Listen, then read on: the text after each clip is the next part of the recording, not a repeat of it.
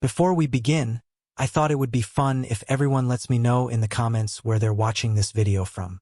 And while you're down there, don't forget to subscribe. Now let's start today's episode. Monster of Florence.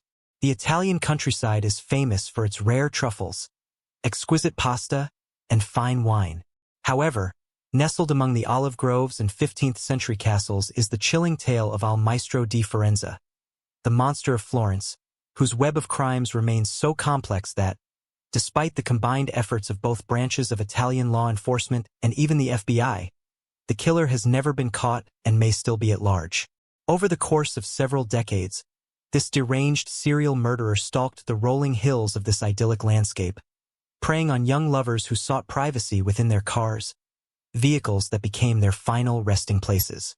In a culture where Italians traditionally lived with their families until marriage, these secluded moments were an opportunity for intimacy. But between 1974 and 1985, 14 young adults were brutally slain and mutilated in what would become the first documented serial killings of their kind in Italy's history. Florence, Italy, June 7, 1981. The crime scene at Via del Raggio was eerily undisturbed. A Volkswagen sat still, its passenger seat occupied by what appeared to be a sleeping teenager, his head resting against the partially shattered window. Upon closer examination, investigators spotted a small, dark crimson mark on the left side of his temple, a telltale sign of a bullet wound, perfectly aligned with a hole through the driver's side glass. Just outside the car, the female victim lay sprawled on the grass, a delicate gold chain resting between her lips. Like her male companion, she had been shot in the head, and the gruesome evidence of an animal scavenging at her lower body only added to the nightmarish scene. Like the male victim, there were no signs of struggle. He had been the first to die, executed swiftly with a single bullet to the back of the head, leaving his body otherwise untouched. Both victims were killed with a .22 caliber Beretta long-barrel pistol loaded with Winchester Series H copper-jacketed bullets. The shell casings bore a distinct scratch mark, a unique signature of the gun's firing pin, an unmistakable clue that would link future crimes to the same weapon, as no two firearms leave identical markings. While police initially reported that there was no evidence the female victim had been assaulted while alive, the press would later uncover a horrifying truth. The gruesome damage to her body had not been caused by scavenging animals, as first assumed. Instead, the killer had deliberately mutilated her in a methodical and precise manner, removing her vagina in 3 expert circular incisions. What he intended to do with the excised flesh, the medical examiner refused to speculate on record. Italy holds a peculiar statistic. Up to 1/3 of its population is believed to have been conceived in a car, a consequence of the cultural norm where men and women live with their parents until marriage, which often occurs in their mid to late 20s. As a result, parked cars across the country have long been intimate hideaways for young lovers. It was within this backdrop that the first suspect emerged, a voyeur named Spalletti. A known peeping Tom, he belonged to a larger network of men who turned their illicit pastime into a business, targeting what they called good cars, vehicles occupied by attractive, passionate couples. Despite the lack of concrete evidence supporting the police's accusations, public pressure mounted for someone to be held accountable. Given Spalletti's notorious reputation as a voyeur in the area, he became an easy target. In an attempt to clear his name, he provided an alibi through another voyeur, but there was a critical 1-hour gap. His accomplice admitted to seeing him walking just 50 yards from the crime scene during that unaccounted time. However, when the killer struck again, the police were forced to release Spalletti, eliminating their first suspect. Others would follow, some plausible, others completely outlandish. But before the case unraveled further, more couples would have to die. Between the June murders and the next killing in October, a local newspaper, La Nacion, uncovered an earlier crime, one that predated the ongoing investigation by several years. This case dated back to 1974, 7 years before the June murders. It involved another pair of young lovers, Pasquale Gentlecore, a 19-year-old bartender, and Stephanie Panetti, an 18-year-old aspiring accountant. The couple had slipped away from their friends at Club Teen, a local dance venue, choosing instead to drive to a secluded clearing in the forests of Borgo San Lorenzo to savor the crisp September air and each other's company. But their stolen moment of passion turned into a scene of horror. Caught in the act inside Pasquale's Fiat, the high school sweethearts were found brutally slain, both riddled with .22 caliber bullet wounds and savagely stabbed. The female victim had endured an especially gruesome fate, suffering 97 knife wounds across her body, along with the removal of her pubic area. Even more disturbingly, the killer had inserted a grapevine into her vaginal cavity post-mortem. As the summer of 1981 came to an end, another crime surfaced, one that bore the same ghastly signature. On October 23, 1981, Stefano Baldi, 26, and Susanna Cambi, 24, an engaged couple just months away from their wedding, were discovered murdered in their car, abandoned in the middle of Barlone Fields. Once again, investigators were met with a horrifyingly familiar scene. Susanna's genitalia had been expertly and methodically removed. Forensic analysis later determined that the mutilation had likely been carried out with a notched knife, possibly a scuba diving knife, as the incision patterns were consistent with such a blade. Then, an anonymous tip changed the course of the investigation. The caller urged police to take another look at a double homicide from 1968.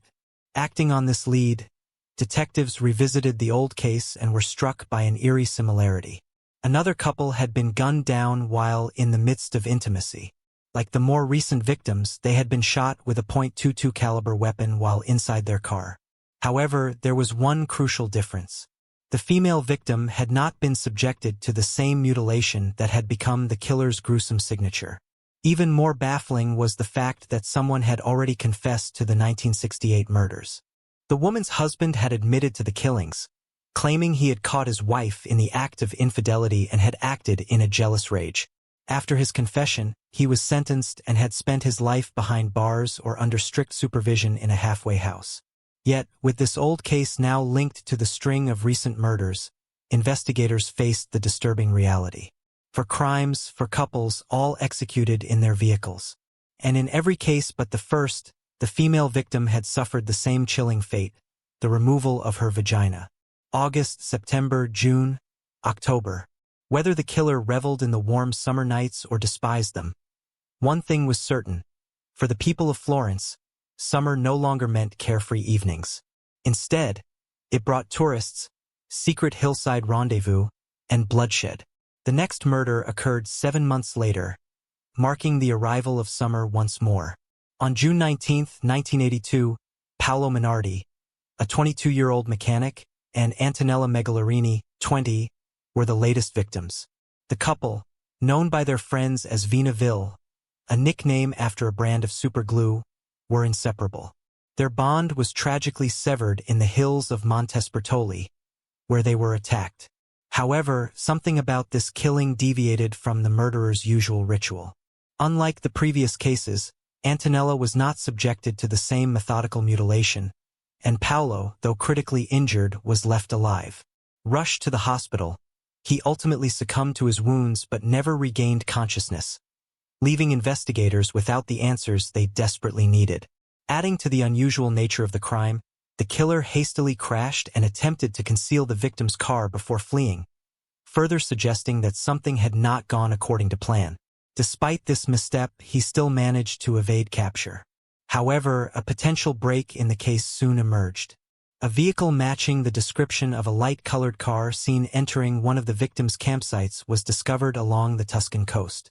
Concealed beneath a layer of leaves and deliberately hidden among the bushes, the abandoned vehicle was traced back to Francesco Vinci. In 1982, Vinci was arrested and charged as the elusive monster of Florence. Perhaps the botched murder from earlier that year had forced the real killer into hiding, as no further victims would be claimed for the remainder of that year. However, the slayings resumed in September 1983, this time in Giogale, in yet another attack that did not entirely go according to plan. This particular case cast significant doubt on Vinci's guilt, though he remained behind bars. The 1983 victims might have initially appeared to be a heterosexual couple. The smaller man, with his slight build and long blonde hair, could easily have been mistaken for a woman in the dim light. But in reality, The pair were both male, a revelation that seemed to infuriate the murderer. Instead of following his usual ritualistic mutilations, he simply executed both men before tearing apart their gay pornography magazines and scattering the shredded pages around their campsite. Meanwhile, investigators continued pursuing their strongest lead, the 1968 murders and the man convicted for them, Stefano Mel. They were convinced he knew something crucial. Over time, Mel wavered in his account, repeatedly changing his story about who had actually pulled the trigger that night, killing his wife and her lover. However, despite the inconsistencies, one thing was becoming increasingly clear: the true monster of Florence was still out there. At times, Stefano Mele accused his brother-in-law, Piero Macchiarini, while at other times, he pointed the finger at his own brother, Giovanni Mele, claiming one of them had murdered Barbara. According to Mele, another man at the crime scene had provided the Beretta used in the killings and had taken the weapon away afterward, meaning the true perpetrator had continued the carnage long after the 1968 murders. As a result of these shifting testimonies, police arrested Piero Macchiarini and Giovanni Mele in January 1984.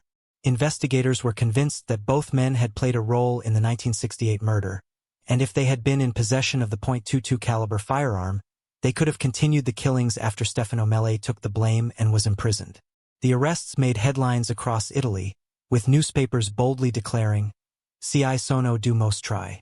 There are two monsters. However, the real killer remained undeterred.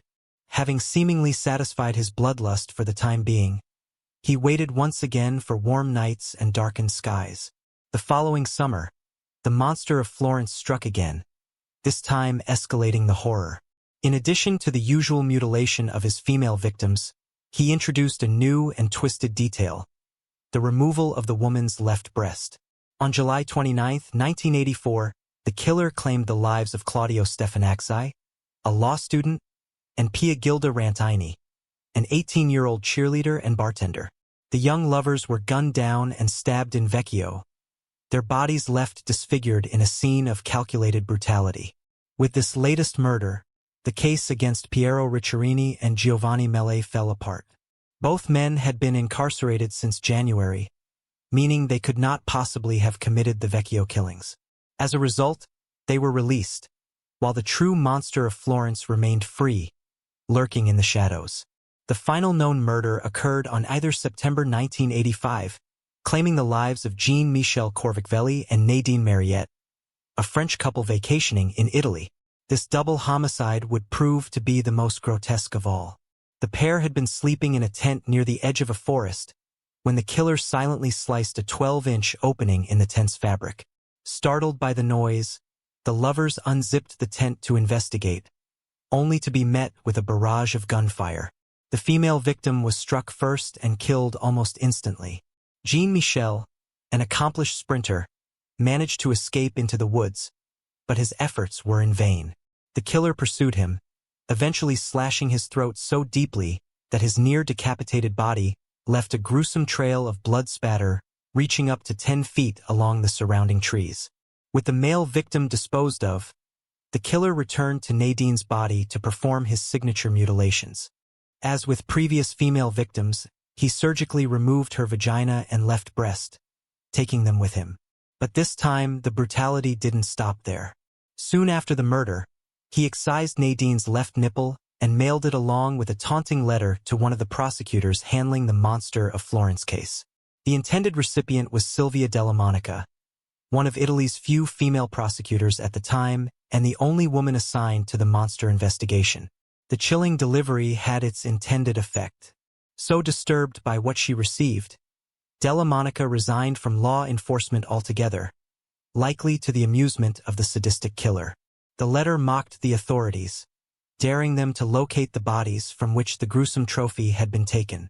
However, by sheer coincidence, a local mushroom hunter stumbled upon the crime scene just as the letter arrived at the police station, abruptly ending the monster's twisted game of cat and mouse.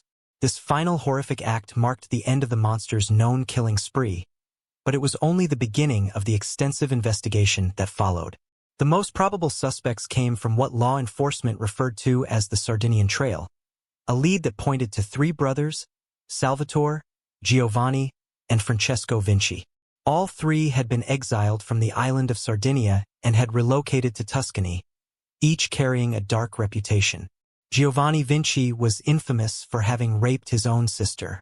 Francesco Vinci, on the other hand, had a well-known talent for slaughtering, skinning, and gutting sheep with unsettling efficiency. Confident and charismatic, he frequented a notorious bar suspected of being a front for kidnapping and ransom operations. While there was no direct evidence linking him to such crimes, Francesco had a history of petty theft and livestock stealing. However, it was Salvatore Vinci who stood out as the most intriguing figure in connection with the monster of Florence's case. Reserved and introspective, he projected an intellectual aura, often seen wearing spectacles that enhanced his scholarly appearance. But beneath this quiet demeanor lay a dark past. Salvatore was infamous in his Sardinian hometown for the murder of his young wife, Barbarina. Barbarina had been forced into marriage with Salvatore against her will, yet rumors persisted that she continued her affair with her former lover, Antonio.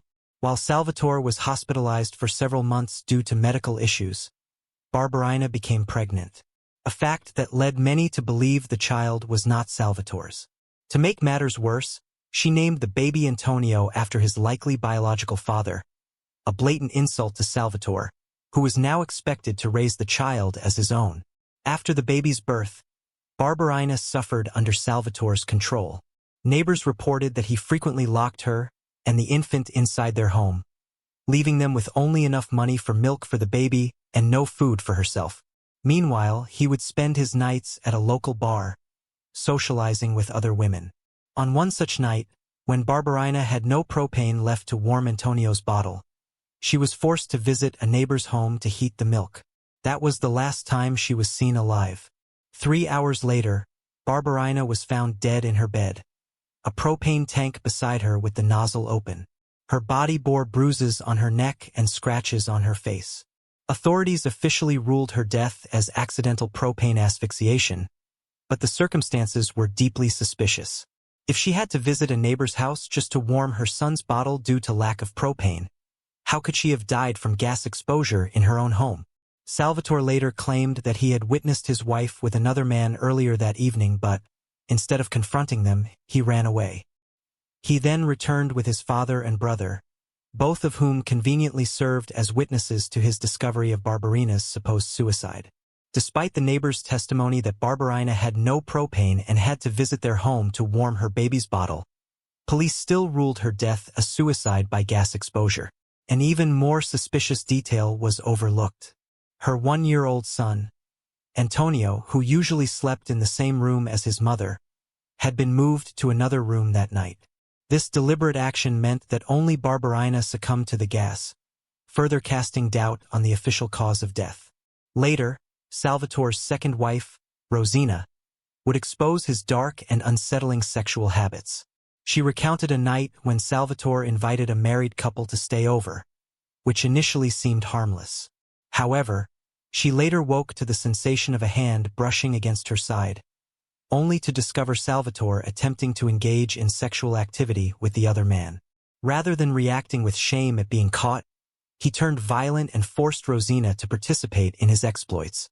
According to Rosina, these encounters often involve both men and women, and she was coerced into becoming a pawn in his disturbing fantasies.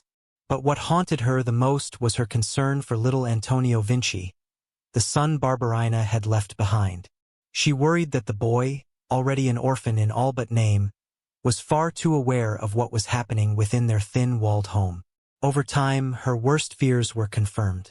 Antonio had grown unnaturally attached to her, seeing her as his only source of comfort in a house dominated by his father's depravity. And when she fled the abusive relationship, she had absolutely no legal right or guardianship to the young boy, Antonio, who tearfully stayed with his father as he again said goodbye to the only mother figure he had ever known. After Rosina ran away, Salvatore spent no time mourning her absence and picked up right where he left off even more exuberantly. Quote, "He liked to make love to me while a man did it to him from behind," recalls a former female lover. From men to women and zucchinis to eggplants, He seemed to have an insatiable sexual appetite which could overflow into violence and led him to making the acquaintance of none other than Stefano Mael, who would play a key role in this complicated and drawn-out investigation. Stefano Mael, who would later confess to and be convicted of the 1968 slaying of his wife and her lover, was described as simple and part of an old and established family. He fell in love with a poor girl named Barbara Loki, a woman who was vivacious, daring, and almost 20 years his junior, and soon they were married. Quickly, though, the bitter and abused Barbara started stealing from the established family and being boldly promiscuous, even going so far as to sneak men back to the family home. Although the older generations of Malays saw this as her causing the family much shame, the desire to be with men outside her marriage was actually at the bequest of her much older husband, Stefano, who seemed to gain pleasure at the thought of his wife being shared by another man, similarly to Salvatore Vinci. One of the sought-after men brought into the open relationship was the recently immigrated Salvatore Vinci, the Sardinian who was rumored, though this would-be swinging partner didn't know it, to have killed his own wife, similarly named Barbarino. Salvatore would be invited to share the couple's home with the stipulation that he also share the bed of Stefano Mael's wife and take her out on dates. He wined and dined her, and it was rumored that Salvatore was father of Barbara's eventual son, Natalino. But Salvatore wasn't the only Vinci brother with whom Barbara would have sexual relations. She would later move on to the youngest of the brothers, the macho gangster Francesco, having passionate fights and public makeups all over the Tuscany town. Eventually, the brothers bored her, and she moved on to another man who would end up being her last. Antonio Lobianco was the man with which she had gone too far. For now, she had stolen not only the hearts of the two Vinci brothers Salvatore and Francesco, but also stolen the heart of her husband, Stefano Mael, and his family money, and caused much shame to the family name. On a warm summer's night in August of 1968, Barbara and Antonio were engaging in love-making after attending a movie whilst Barbara and Mele's son, Natalino, was sleeping in the back of the car. Ambushed, the lovers were shot just over the head of the 6-year-old boy, who awoke to the flashes of the muzzle and cowered in horror as his mother was shot 4 times and her lover shot 3.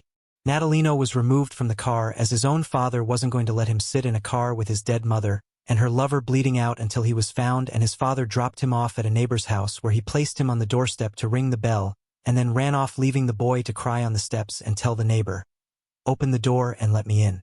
I'm sleepy and my daddy is sick in bed. Then you have to drive me home because mommy and my uncle are dead in their car." Natalino, in an obvious result of witness tampering by his own father and uncles, which is what he called the men his mother was openly sleeping with, as he was never able to conclusively say to this day just exactly who of the clan of the men was guilty of the murder. Later, after confessing, some believed falsely Stefano Mael, who didn't have her drive a car, would continue to change his story in regards to who provided the gun and who drove him from the scene. Mel admitted to planning and enacting the murder, but then later, upon being pressed, said it was in fact Salvatore Vinci, who was enraged after Barbara left him for his brother Francesco Vinci. When pressed for a motive, Mele insisted that Salvatore had ominously replied after finding out about Barbara's affair with his own brother and being asked to repay some money he had borrowed from Mele. "I'll kill your wife for you. That will even up the debt." But later, Mele reverted back to his original confession that he was the sole murderer. Upon harsher interrogation, Mele went back to insisting that it was indeed Salvatore Vinci who had planned and executed the murders, as he was, quote, the only one with a car, and that he was the one with the .22 Beretta. But when investigators brought Salvatore in for questioning, the two suspects met face to face, and Salvatore Vinci gave Stefano Mael a stare so meaningful that Mael was caused to burst into tears and retract everything he had previously said, again claiming full responsibility for the double homicide. Later, it would be discovered that the meaningful look Salvatore had given Mel was an unspoken threat. He knew Mel was a closet homosexual and encouraged Barbara to seek out men for the sharing. Stefano lusted and pursued male lovers for Barbara so that he could partake in the lovemaking sessions under the guise of being part of a larger ring of swingers, people who have intramarital relationships with the permission or encouragement of their spouses. It would be brought to light that Mel had an extreme fear of Francesco and Salvatore outing him. He was terrified his scandalous secret homosexuality would come out as he traded his freedom for Salvatore's silence. Being unveiled as gay at the time was enough of a fear for Stefano to take the fall for the murder of which he certainly had not acted alone and serve his sentence, and later lifetime probation in a dingy halfway house silently and without further protests of innocence while the actual monster was freed to roam the countryside. Mele later died of natural causes without ever revealing any helpful information as to the true identity of the monster. After the third murder set the peeping Tom free, both Salvatore Vinci and his brother Francesco Vinci would be taken in and questioned for being the monster. But each time a new brother was brought in, a subsequent murder cleared him as being the lone killer, which some people interpreted as evidence of a larger group of clandestine murderers and not just a lone wolf as police originally thought. While Francesco Vinci would spend many months in jail and Salvatore Vinci would actually be tried as the monster, both were eventually released and Salvatore acquitted due to lack of evidence.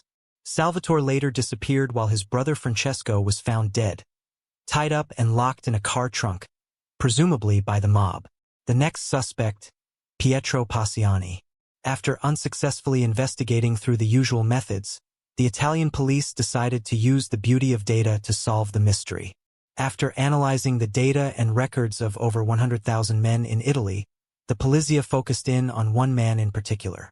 Pietro Passiani was a brutish man. Short, lacking in both emotional and intellectual intelligence. He was reputed among the village for his abuse of his wife and daughters of whom he routinely raped. His ancestral sexual deviance aside, what made him stand out among the thousands of male suspects canvassed by the police was two curious coincidences. Firstly, the monster had stopped killing that the police knew of between 1974 and 1981, which is also when Passiani had been in jail for the sexual battery of his children. Secondly, in 1951, Passiani caught a traveling salesman who was about to become intimate with his soon-to-be wife and proceeded to beat him to death in front of her and subsequently raped his fiancée directly next to the dead body. These two facts combined would stand out more garishly upon uncovering a statement that came from Passiani himself in regards to the 1951 killing. He claimed that he had become enraged and jumped to action when he spied his bride to be flash her left breast at the traveling salesman. The left breast of the female victims had been taken in all but the 1968 and 1971 murders. Passiani was arrested in 1993, and a 12-day search of his home would yield two things. 1. A reproduction of Botticelli's Primavera that showed, in part, a nymph flowers, to which the police would interpret as being appositionally similar to the placing of the gold necklace in the mouth of the 1971 female victim. Police also supposedly uncovered a .22 bullet, which may have been planted by police as it was found by an upper-level investigator who was seemingly needlessly going over a portion of the land which had already been searched for the past 10 days. A policeman who worked on the scene would later speculate off the record that he believed his chief inspector planted the bullet at the scene. Also found at his home was a small, insignificant scrap of cloth, which was dutifully catalogued into evidence, but would later conveniently place a portion of a .22 Beretta gun found wrapped in the same cloth of which they supposedly found a piece earlier at the house of Passiani. The part of the gun found in the cloth was only a portion of the .22 gun and therefore, conveniently unidentifiable, as was the bullet, and led to no conclusive connection of the monster killings. As an expert later testified, the bullet could conceivably have been inside the monster's gun and then ejected prior to firing.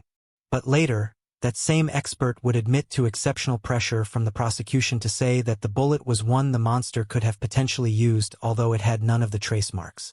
But as this expert didn't admit to falsifying the documents until after Passiani was convicted of all the monster crimes. With the exception of the 1968 killing which was still attributed to Stefano Mele, none of this was uncovered until after the conviction. Despite the fact that there was nothing but circumstantial evidence against Passiani, the painting of the nymph, the unused bullet, the untraceable gun parts, and the coincidental jail sentence that kept Passiani off the streets at the same interval that no new killings took place, the public was eager to leave the monster case behind them and get back to the hillside antics for which the country was wanted to do. And Passiani was mostly convicted in the court of public opinion as well as by the courts themselves. Most famously, Passiani cried out at his trial, "I am a sweet little lamb. I am out here like Christ on the cross." And for that, he gained a small following of, unsurprisingly, young women who, as with many modern prisoners such as Charles Manson and Scott Peterson who boast a moderate female following, became enamored with the convicted rapist. Passiani was convicted of being the monster of Florence in 1994. In 1996, after a lengthy appeal which, luckily for the truth, involved none of the players of the original investigation and led the appeals prosecutor to, instead of arguing to uphold the conviction, fervently disavowed the prior investigation as a quote Pink Panther-like and darkly comedic twisted affair. Passiani was acquitted of all charges and was about to walk a free man when a chief inspector paraded into the courtroom saying he had 4 eyewitnesses that actually saw Passiani committing the crimes. Even the prosecutor dismissed these charges as being a desperate attempt at salvaging the investigation team's quote hard work, and was let free with the expectation that the case would be retried utilizing the 4 new supposed witnesses. Passiani later died of a heart attack before he could ever be retried and thus died technically a free man, cleared of the monster charges but still a convicted rapist of his poor daughters and abuser of his forsaken wife. The cast of purported witnesses contained 3 mentally handicapped illiterate charges of the village who supported those who couldn't support themselves intellectually or financially, and 1 local prostitute. 2 of the 4 implicated not only Passiani in the double murders but also themselves. But most locals say they were blackmailed, bribed, or otherwise manipulated into giving false testimony due to their low IQ. 2 of the mentally impaired men were actually convicted of accomplice to murder as they falsely confessed bequest of a mysterious doctor who paid them to harvest the female organs. Later, 2 public officials, Gutierrez and Mingani, would be tried and censured for abuse of office among many allegations of mishandling police information, obstructing justice and falsification of evidence, as well as witness tampering in these cases. While the investigators were censured for their handling of this portion of the case, it led to another twisted theory which became popular among conspiracy theorists, and that is the theory that the murderers were actually the assassins of a larger, more wealthy female group of high society individuals who needed the female vulva to be harvested for their ritualistic sex parties. The Hollywood-esque images of eyes wide shut mass sex balls and group copulations was too much for the press, which ran with the secret sex society angle, theorizing that the doctor that one of the mentally slow witnesses mentioned was evidence that the people in this circle were of a high social standing. One such suppression of valuable information that could have helped the case was the fact that the well-known FBI behavioral science unit at Quantico secretly was asked to draw up a profile on the monster of Florence. But that profile was not shared with all the investigating parties, withholding valuable information. The behavioral analysts at the FBI produced a document, which portrayed the killer as an upper-middle-class loner who had little contact or success with women. This person, presumably male, would have had his own car and probably kept his fetishes at a second location, away his personal life. The perpetrator of these so-called lost murders would most likely stake out both the locations of the killing and his victims beforehand, as he would want to ensure complete preparedness. FBI psychologists theorized that the predator most likely watched the victims from afar as to wait until the moment of copulation to make his move. The report quotes the function of the male as being nothing but an impediment to the killer's main focus, the female. And it is for that reason that the killer utilized a quote blitz method of attack where he would shoot numerous times at a close enough range to incapacitate the man and then would drag the woman some distance off so he could get on with his normal genital mutilation. The FBI asserted that the lack of penetration of the female along with the sexually violent method of mutilation displayed the killer was most likely sexually impotent or incompetent, and used his methods as a way of ritual sexual activity without the customary penetration of the female with a male member. The FBI further hypothesized that the ritualized use of a specific .22 Beretta and a notched knife, possibly a scuba knife, was part of the killer's, quote, kit, a specific set of instruments of terror. These tools, albeit being highly sought after and specific, were so important to the killer that he must have done a risk-reward analysis and decided that he felt comfortable enough to use them to repeat his pattern of ceremonial maiming. The fact that many of the victims were all of Caucasian descent suggested to the FBI that the killer was also white, and that his knowledge of the Italian countryside indicated he was a local Italian who most likely had family living in the areas in which the victims were killed. The behavioral analysts at the FBI also theorized that this male was probably in a job where he had little contact with the outside world, as he would feel too inadequate to do so. They also postulated that he may have served in the military due to his propensity to stake out and stalk the victims. This could also explain his periods of inactivity, as he may have been on military service elsewhere. The behaviorist at Quantico also speculated that the man was one of control and discipline, but that he may have used some intoxicants, possibly drugs or alcohol, to dull his nerves before an event of killing, and being around people may make him anxious due to his inferiority complex, and that, therefore, after the murders, he may appear depleted or exhausted and recuse himself to his private domicile or place of hiding and catalog his souvenirs, which could be clothing, jewelry, or portions of the female's body. This profile significantly differed from the always drunk, poor, uneducated Passiani, who was far too inebriated to even write his own name, much less engage in these meticulous stakeouts and rituals, which is why this FBI profile was never released to the public or used in any of the trials. It simply didn't match the rest of the prosecutor's story or timeline, so it was suppressed. The last theory. The killings have many blurry edges and foggy connections, but one fact remains true. The first double murder holds the key. The first murder, the 1968 slaying of Barbara Mele and her lover in the car while her son watched, was the first instance of the distinctive .22 Beretta long rifle gun being used to kill. That murder is conclusively linked to the Vinci clan as Stefano Male. The man convicted for the murders have put the clan at the location of the murders, and often he went between one of the Vinci brothers as being the trigger man.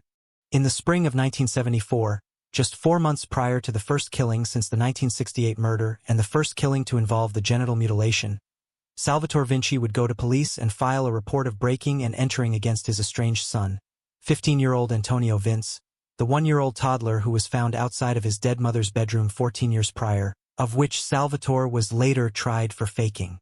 Although the police report Salvatore filed indicated nothing from the house had been stolen, it seems evident that the .22 gun from the 1968 killings committed by the Vinci brothers when Antonio was just a kid would have been stashed in Salvatore's house. And in filing that police report, Salvatore could have been establishing a paper trail for the crime and transfer of the murder weapon once used and to be used again. For months later, in the summer of 1974, a new reign of terror began. The same gun was used, but this time the horrific detail of female genital mutilation was added. The FBI profile, initially dismissed due to inconsistencies with the prime suspect, Pietro Passiani, suddenly seemed eerily accurate when applied to Antonio Vinci. The report described the killer as an intelligent yet sadistic individual, divorced after his wife cited his impotence. Antonio fit this profile perfectly. Educated and calculating, he had a cruel streak. In a chilling admission during an interview, he confessed to owning a scuba knife, the very type of weapon believed to have been used in the gruesome mutilations. When asked directly whether he had committed the murders, Antonio denied any involvement. However, his reaction was unsettling. He abruptly ended the interview with a menacing growl, stating, "I don't play games." Despite previously being arrested on weapons trafficking charges, Antonio Vinci remains a free man. He currently resides in a suburb of Florence and has never been formally questioned or arrested in connection with the Monster of Florence case. While many in Italy have accepted the narrative that the now deceased Pietro Passiani was the infamous killer, the facts paint a different story. Those who have thoroughly investigated the case believe the true Monster of Florence has never been caught. Rico Omar Harris. Rico Omar Harris was an outgoing, athletic, and once awardly world-renowned basketball prodigy who went by simply Rico to the basketball community and those who followed his career. All those who knew him, from Los Angeles college basketball fans to the Harlem Globetrotters, were left searching for answers in a deluge of evidence that left us all in disbelief. His dynamic and entertaining skill set, brave battle against addiction, and apparent recovery were cut short by an unexplainable, untraceable disappearance in February. This left us all hoping to provide more substantial reasoning based on observable evidence and situational analysis. This explores the mystery of Rico Harris's disappearance in Yolo County and the hills around Cache Creek. Henry Harris and Margaret Fernandez welcomed Rico Harris into the world on May 19, 1977, in Los Angeles, California. The Harris family immediately grew close to one another after briefly relocating to Oregon to accommodate Henry's new career, but they soon returned to Los Angeles to raise 3 more children. The Harris brothers experienced violent and abusive tendencies from their father when they were youngsters. In particular, Rico was frequently the object of Henry's wrath, bearing the brunt of his insults even as he matured into a teenager who yearned for his praise. Margaret finally lost patience with Henry's collision course and moved to Alhambra, California with her kids. The oldest brother, Rico, took it upon himself to provide for the family, and he took care of his siblings while Margaret worked a full-time job. Rico chose to pursue acting at the age of 15, despite his parents' advice that he employ his large stature in sports. He made the difficult decision to drive all the way from Alhambra to Hollywood High School in order to increase his prospects of success. Rico, however, only realizes after a year that he was meant to be a basketball player, and he uses his father's address to enroll in Temple City High School. Rico was an enormous young guy, standing 6 feet 8 inches tall and weighing a pound 250 when he was 16 years old.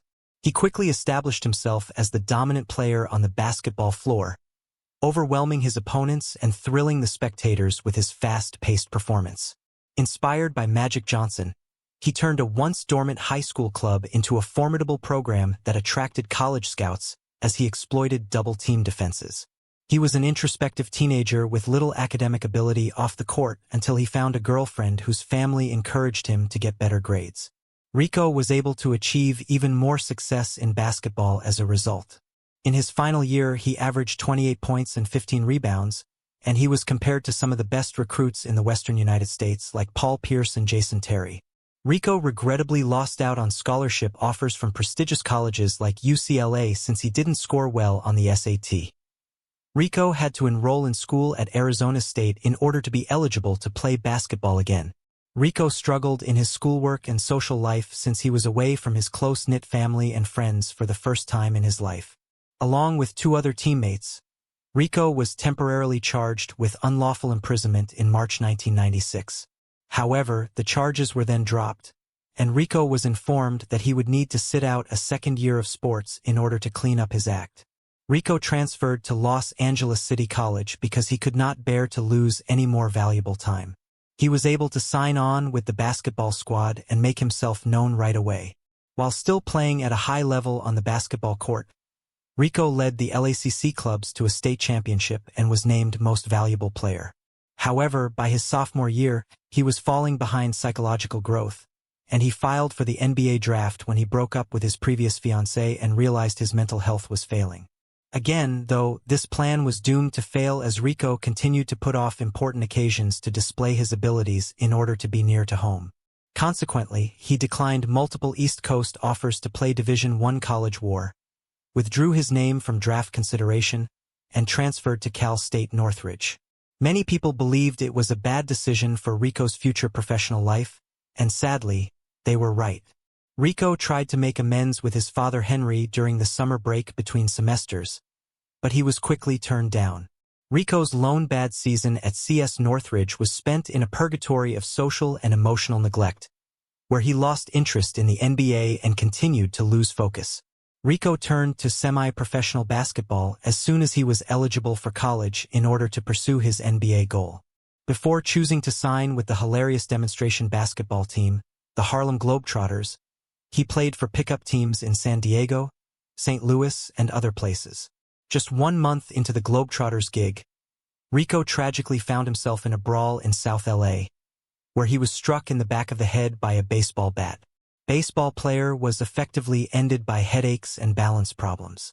Rico battled alcoholism for 7 years before spiraling out of control and turning to heroin, meth, and cocaine after returning to Alhambra with his mother and siblings. Actually, Margaret Harris, the siblings' mother, did everything in her power to support them while they battled their demons of substance misuse. All of the Harris siblings suffered from some form of addiction. Rico attended treatment after turning 30 years old in February 2007 in an attempt to get relayed. Although the program took longer than expected, Rico was able to overcome his addiction in the end. He got into a love connection with Jennifer Song, a Seattle insurance broker, in February 2012. Over the course of the following few years, Rico and Jennifer grew close. After a while, Rico made a permanent relocation to Seattle and began preparing for a married life with Jennifer. The two discussed starting a family and creating a bright future. Rico even managed to set up an interview for a position as a property appraiser, a remarkable chance in light of everything he had to overcome. But Rico had to return to Alhambra once more in order to achieve closure with his family before he could complete the metamorphosis.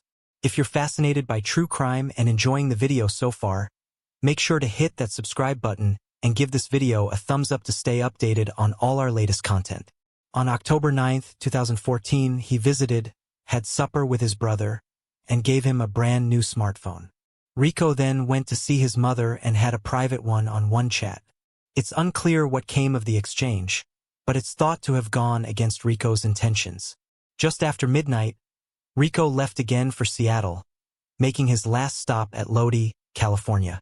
That was the last time anyone saw Rico Harris before he vanished into the North Sacramento wilderness.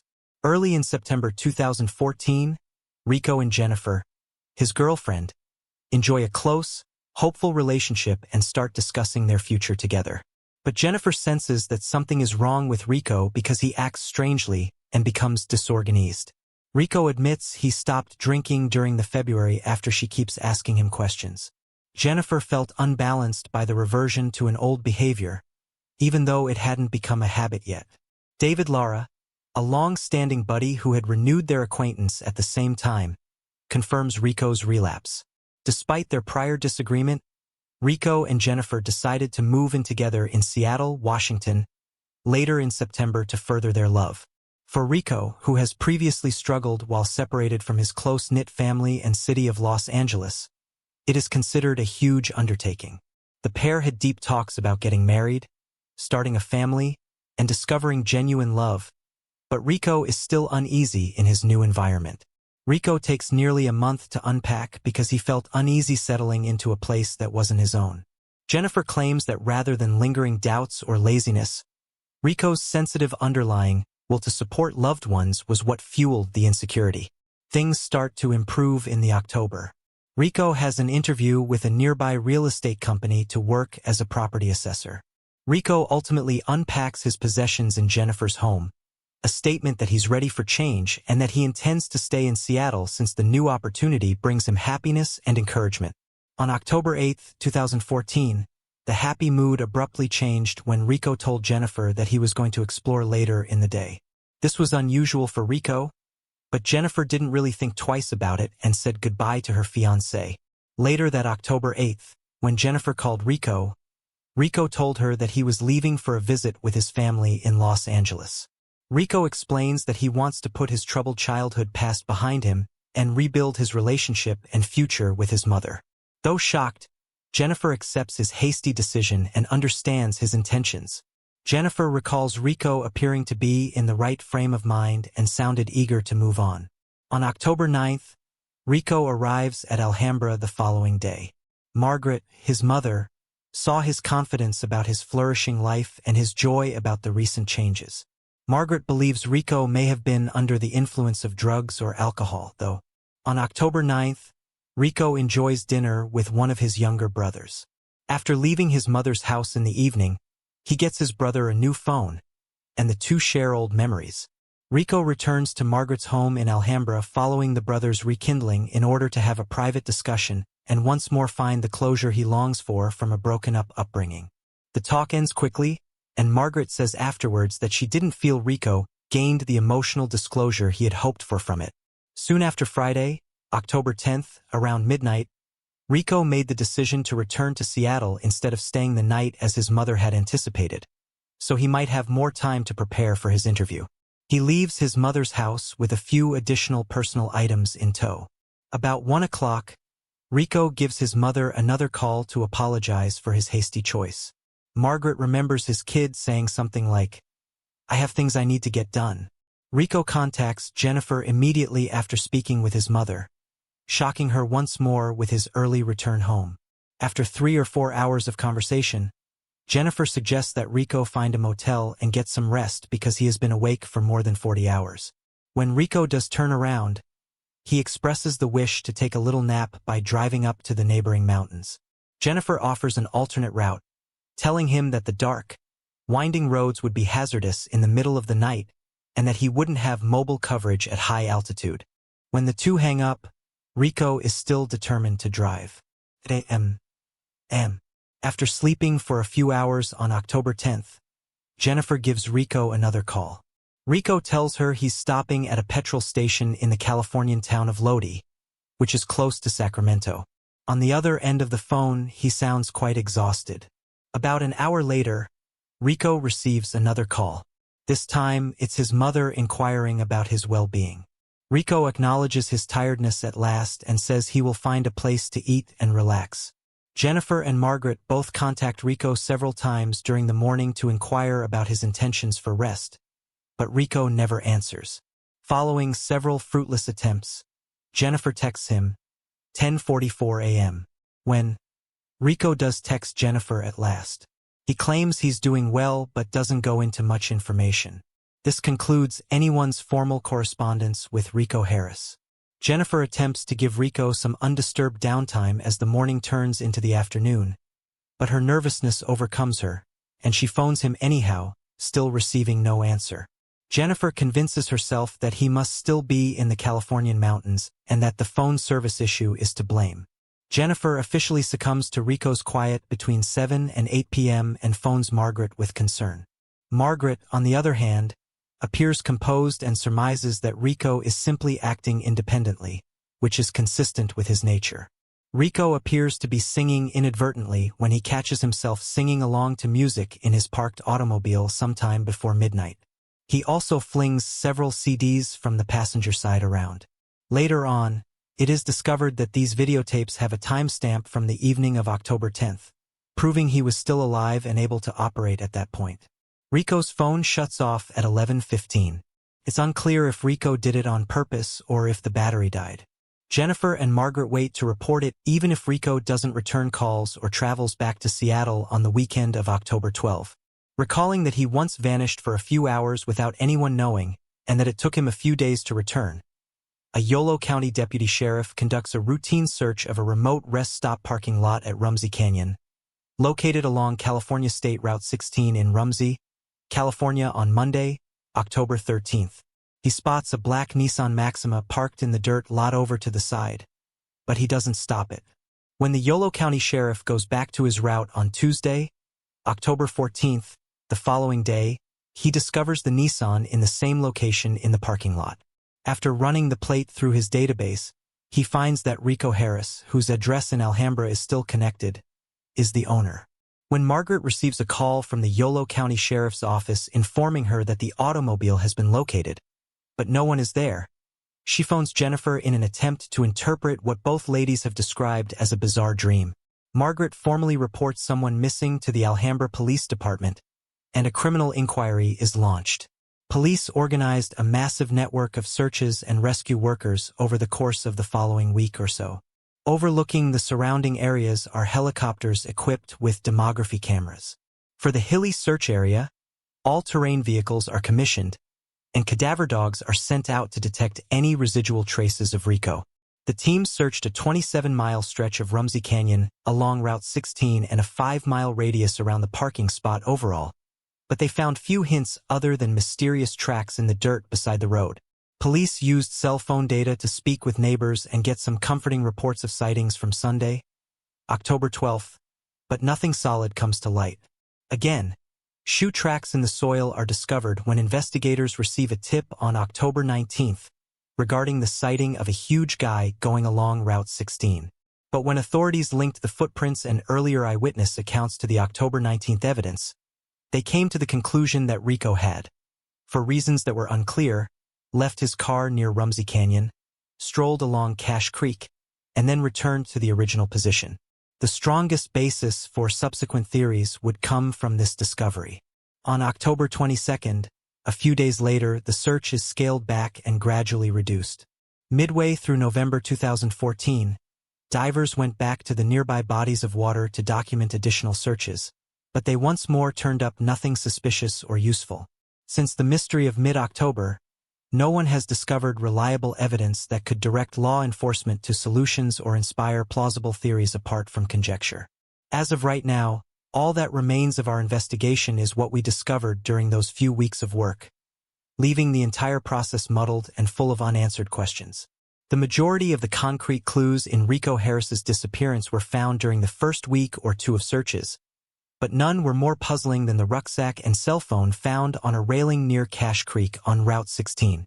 Following the examination of cell phone records obtained from the provider business, data pings directed investigators to the Redwood Valley region of Northern California, approximately 70 miles northwest of the original location of Rico's vehicle. Authorities left notes on voicemails requesting tips from as many residents in the nearby villages as they could in an attempt to cover all the bases. The plan began to bear fruit quickly after lead investigator Dean Nyland got a call from a man in Redwood Valley who said he had discovered objects that belonged to Rico. After responding to the tip right away, police discovered that the Redwood man did, in fact, possess Rico Harris's black book bag. He had his cell phone and jumper wires inside the backpack. The guy described how, while traveling along Route 16, he, his wife, and their grandson noticed a stray rucksack on the highway's curb, which seemed remarkably out of place given the surroundings. The young boy informed his grandparents of this. The three yelled into the woods in the hopes of getting in touch with the owner of the bag as soon as the man stopped. Checking the bag for identification, the Redwood family discovered that nobody was at the creek. They brought the phone with them in the hopes of charging it and making touch with someone, as all they could find was the wires. Authorities believed the rucksack to be Rico's right away. Jennifer, who saw the package right away, said the bag looked like a purse. It was also discovered within 1,500 feet from a sighting that a bystander had reported earlier in the week. Someone who had observed a big African-American man on Route 16 standing next to the guardrail. When the officers examined the cell phone and went through its contents, these suspicions were validated. Extracted from the phone would subsequently turn out to be vital visual proof in building the chronology of Rico's last known activities. Rico had films on his media gallery showing him singing along to songs in his car, but he didn't seem to realize he was taking his own picture. Rico was observed stowing CDs throughout the cabin, tearing up random papers, and fiddling with the sunroof controls in addition to his careless singing. These videos were recorded in the late evening on October 10th, which indicates that Rico was present. This suggests that Rico provided evidence for the vehicle's dead battery and low petrol supply. When authorities hauled the car into the station, it looked like it had been looted, which was partially explained by the fact that Rico had been kicking around stuff in the car. Above all, though, the mobile phone recordings provided officials with a clearer picture of Rico's mental state at the time of his last communication with his family. Rico's latest drug relapse was believed to be caused by alcohol consumption during his stay at Alhambra. A weak mind would undoubtedly result from spending a significant amount of time awake for almost 50 hours in a row and having emotionally taxing interactions with his family. Rico may have been driven insane or extremely tired as a result of this. His erratic behavior and his history of personal hardships. The mobile phone, backpack, and overall significant case point definitely indicate that Rico was in trouble, if not from a third party, then at least from his own damaged and bruised self. In the Rico Harris case, the first and most widely discussed notion evolved into a convoluted, speculative tale of foul play. The Yolo County Sheriff's Department came up with the theory after discovering the Nissan abandoned and seemed to have been looted. Investigators discovered Rico's wallet, still full of items save for a Discovery credit card, was left behind in addition to the disarray of documents, CDs, and bottles in the back seat. The automobile had a dead battery and no gas, and it wasn't parked in any of the designated spots outside. Police determined that Rico made a mistake and traveled northeast on Route 16 after stopping for gas in Lodi, California. He stopped to relax at Cache Creek Park in Rumsey Canyon, let off steam, and eventually arrived in Baton with a third party. Investigators surmised that the gas had probably been siphoned in order to explain the car's problems. Beyond a few possible sightings, this explanation would also explain how a 6'8" and 300-pound man could fall through the cracks so effortlessly. That kind of man usually doesn't disappear unnoticed unless someone else helps them, drives them away, or does something really evil. The cell phone recordings show Rico sitting in an inactive car on October 10th, which further clouded the foul play theories when his backpack and footprints were found. It's probable that he juiced the batteries from prolonged use of the engine and the audio system, running out of gas. Rico may have allowed his car to run through the night of October 10th and into the weekend of October, as average cars may use 1.5 gallons of petrol per hour only in idle mode. It would also assist to explain why jumper cables were in Rico's hands and why the car's interior was a complete disaster. The tracks along Route 16 suggested that Rico traveled along the highway to flag down people, which suggests that he was likely looking for someone to help jump his battery. Additionally, there were no DNA results to support the presence of a stranger or third-party interference. Therefore, investigators theorized that Rico had problems after hitchhiking along Route 16, even though he most definitely did not face foul play while in his automobile at Cache Creek. They think Rico was taken advantage of by someone or someone with criminal intent while he was strolling and chatting to anyone who would stop to help him.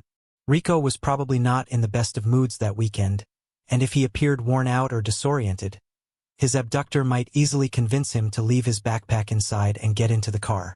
Why anyone would take the chance of interacting with a man who is virtually certain to have a physical advantage, not to mention carry no cash, is a little puzzling. It's important to keep in mind, though, that Rico relapsed not long before going missing. How likely would he have been convinced to take cocaine or other substances if someone had offered them to him? This person may be anyone, a possible assassin, a drug dealer, or someone who is desperate for a man of Rico's caliber. Sadly, other from sifting through locals with criminal histories, there are very few connections or links connected to the foul play scenario. Given the size of Northern California and the Sacramento region, there are almost endless possibilities. Many people also believe that Rico was attacked and captured by a huge predator or wild animal. There is a good variety of wildlife in Northern California, including ferocious animals like black bears, mountain lions, and rattlesnakes. Of course, a rattlesnake may bite and poison an unwary human. But if Rico had really been bitten, his body would have been discovered by multiple search parties or by helicopters hovering overhead. Despite their intimidating appearance, black bears are actually fairly kind and rarely engage with people, much less a big man the size of Rico. The mountain lion is the only species that makes sense, but it would take a very powerful cougar or pack of cougars to kill Rico and then carry his body into a habitat or habitation cave that is off-limits to people. In the arid stretch of Ramsey Canyon, the search revealed no blood or evidence of struggle. And once more, Rico's sheer size likely discouraged wild animals from approaching. Furthermore, given the time frame of his disappearance and the ongoing manhunt, if he did pass away in the wilderness, his body wouldn't have to bury itself beneath the surface and remain hidden. The final theory surrounding Rico centered on a staged disappearance and planned getaway. This plot highlights Rico's past indecisiveness and likely disappointment with the closure he was hoping to find upon his return to the Alhambra. The story's proponents contend that Rico decided it would be best to disappear without a trace and flee to a new location after realizing he no longer liked the life he had dreamed for in Seattle. According to the notion, Rico might have purchased a second phone to use for his escape, and his brother may have assisted him along the way. Rico also purchased a new cell phone for his brother. Rico chose to sneak out, citing his booked interview as justification, as his mother's talk became sour. Rico gradually cut up communication with his mother and girlfriend while traveling to Sacramento. He also took a diversion from Interstate 5 to Seattle and headed east to Cache Creek. He recorded himself acting agitated upon his arrival, possibly even staging a kidnapping or robbery. Rico left the car with his old phone and rucksack once the gas and electricity eventually ran out, looking as though he needed assistance with the jumper wires. Rico chose to create a distraction by leaving the backpack and phone behind as he flagged down a car to hitchhike.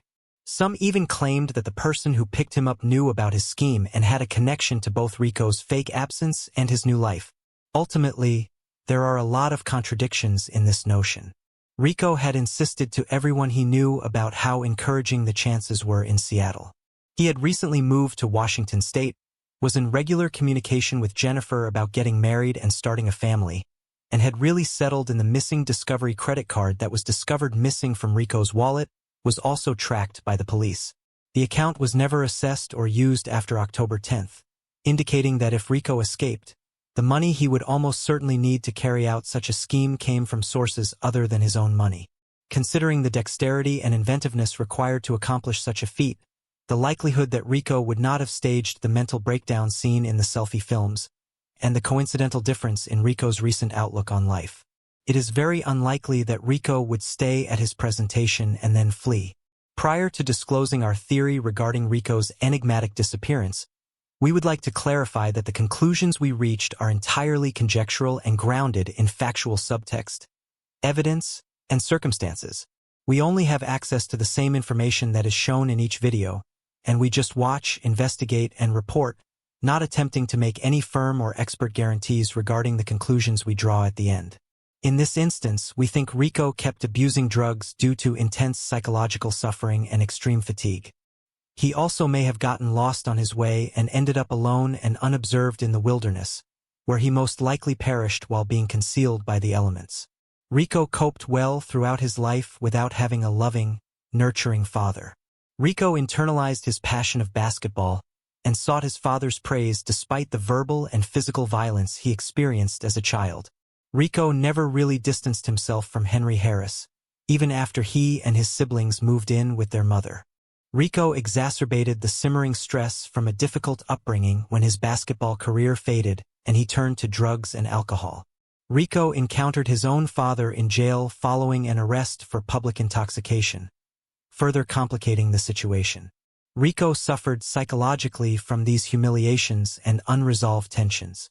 After he vanished, Jennifer discovered evidence of untreated melancholy, anxiety, and potentially bipolar disorder. Given his past mental health issues, a return to substance abuse, family issues, or other setbacks would have left Rico feeling hopeless on his drive back to Seattle. His heart and mind were permanently damaged when his attempts to make sense of his history failed and he was left with deep scars. As a result, wrong turn on his way up north, which led him into the mountains of northern Sacramento and into Ramsey Canyon. Rico then found an outlet for drugs and alcohol and picked some up between stopping for petrol and Lodi and parking in the lower area of Cache Creek Park. Hard drugs are known to be widely available in Sacramento in the surrounding areas, so a former addict could probably find them and buy them without too much difficulty. Rico either took the medications and then collected them or felt the full power of the negative effects after he parked. It's possible that he used methamphetamines or crack during the trip in any case. These stimulants would account for his extended periods of wakefulness. The Nissan Maxima's crucial hint, discovered after the car was towed into evidence by the police, provides the basis for the drug theory. Under the passenger seat, beneath the glove box, investigators found a bindle, a plastic wrap intended especially for drugs. Now, the bindle in question was empty and did not have any drug paraphernalia or residue in it, but it did suggest a recent tendency towards substance abuse. Additionally, 2 empty and half-full bottles of alcohol were discovered, both of which were assumed to have been consumed by Rico. Rico left the lower location and strolled along the highway guardrail after the car ran out of petrol and electricity. After leaving his phone and rucksack on the curb, he strolled over to the creek to cool off and get a drink. The search teams discovered his massive footprints there a few days later.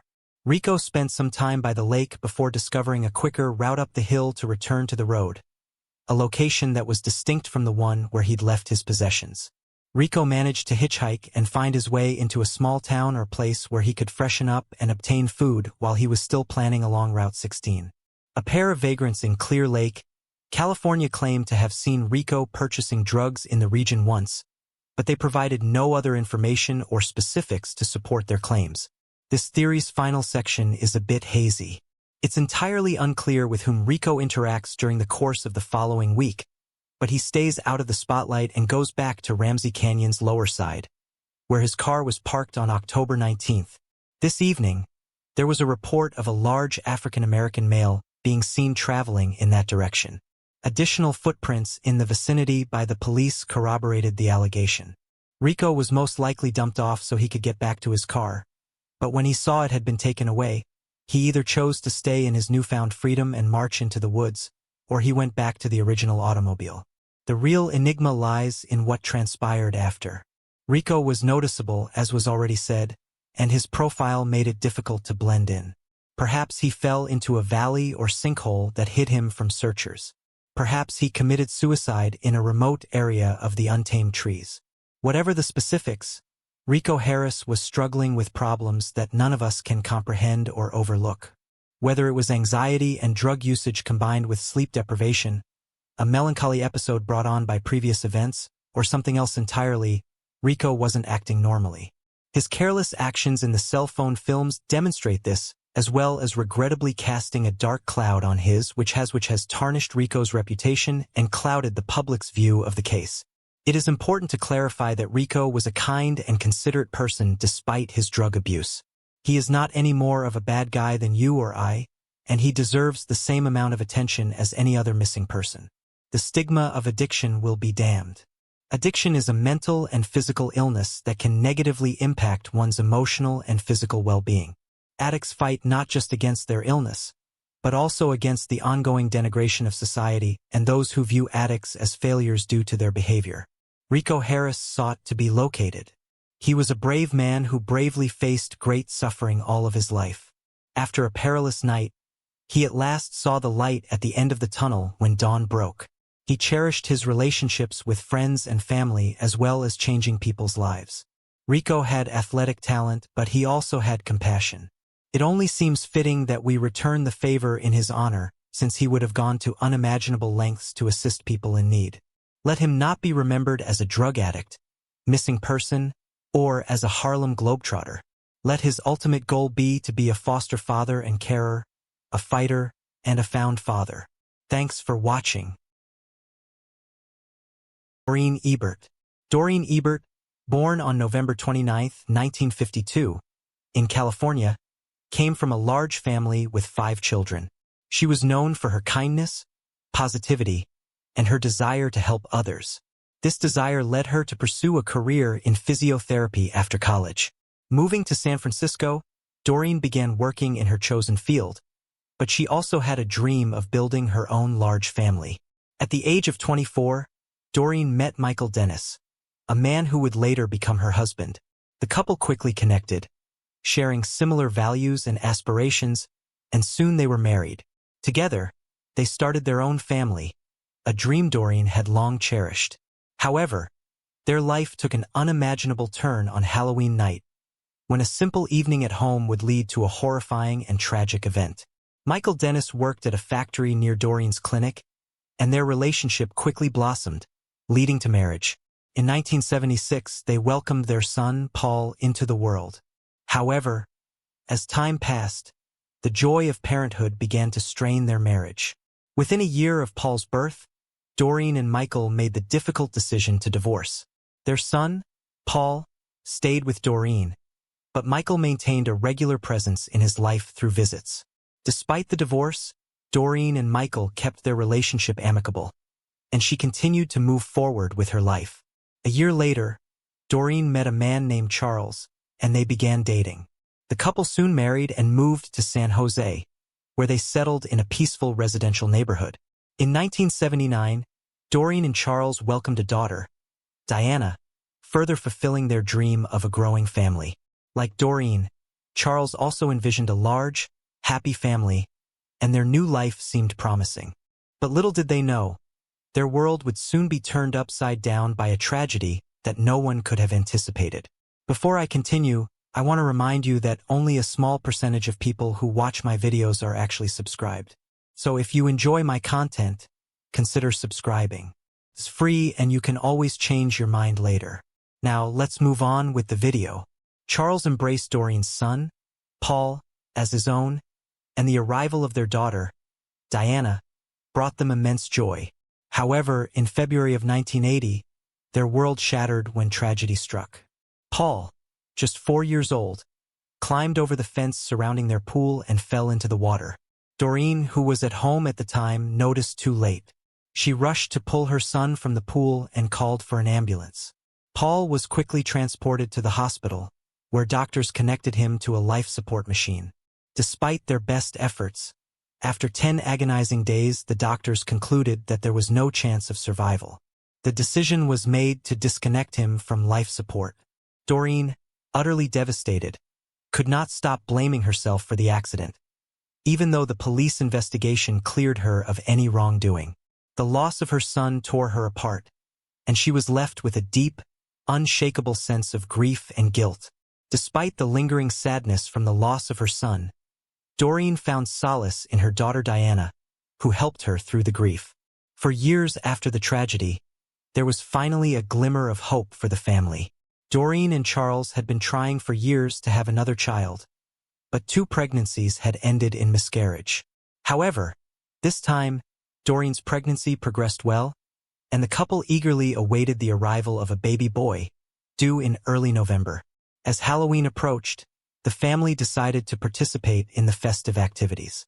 The neighborhood was alive with decorations, children running from house to house, and families enjoying the spirit of the season. Diana, now 4 years old, was especially excited about trick-or-treating. Despite being 9 months pregnant, Dorene couldn't say no to her daughter's enthusiasm and joined her for a night of Halloween fun. Charles stayed home, passing out candy to the neighborhood kids. Mother and daughter returned home shortly before 9 p.m., full of laughter and candy bags in hand. Little did they know, their evening would take a shocking and horrifying turn. Charles told his wife that they were running low on candy, so he planned to head to the nearest store to restock, not wanting to disappoint the neighborhood children. He left the house at around 8:50 p.m. and returned 15 minutes later. As he approached the house, he noticed the front door was slightly open, which seemed unusual. What he found inside, however, was a true nightmare. Upon entering, he saw his wife lying on the floor in the hallway, surrounded by a large amount of blood. Dorene appeared lifeless, prompting Charles to immediately call 911. As he moved further into the house, he found the body of their unborn child in the living room. In shock and disbelief, he struggled to process what he was seeing. At one point, he briefly wondered if Dorene had suffered a miscarriage, but he soon realized the situation was far worse. Next to the child, he saw a human hand. Charles immediately realized the hand belonged to Dorene. Understanding that someone had attacked his family, he began searching for his daughter, fearing she might also be in danger. The house was covered in blood, and in his frantic search, Charles even slipped and fell while rushing through the rooms. Thankfully, he found his daughter alive, hiding behind the sofa in the living room. When the ambulance arrived, paramedics detected a faint pulse in Dorene and quickly rushed her to the hospital. Sadly, they were unable to save her, and she passed away en route. The unborn child also did not survive. In addition to being removed from Dorene's womb, the baby had suffered multiple blows. Medical experts later determined that Dorene had been repeatedly struck with a long, sharp object, possibly a sword or machete. Meanwhile, the police investigated the house, which resembled a scene from a horrific horror movie. Later, several officers sought psychological help, as even they couldn't cope with what they had witnessed. Blood was everywhere, on the floor, walls, and even the ceiling. Investigators examined the entire house but didn't find the perpetrator or any clues. Outside the house, police saw bloody footprints on the sidewalk. They stopped in the middle of the road, leading investigators to believe the killer had gotten into a car at that spot. Soon, as Charles stated, they never owned such a mask. The evidence was sent to the laboratory, and police tried to talk to Diana. The girl was in complete shock, but she was the sole witness to what happened, and potentially could help identify the assailant. Diana told them that shortly after her father left for the store, someone knocked on their door. Dorene went to answer, and saw a man in a wolf mask holding a long blade. He told her, "I'm gonna kill you now." After that, the woman screamed at her daughter to run out of the house, and the girl hid behind the sofa. Diana couldn't recall what happened next to the moment when her father found her. She also couldn't help the police identify the attacker, as he was wearing a wolf mask. Initially, investigators considered the victim's husband as a suspect.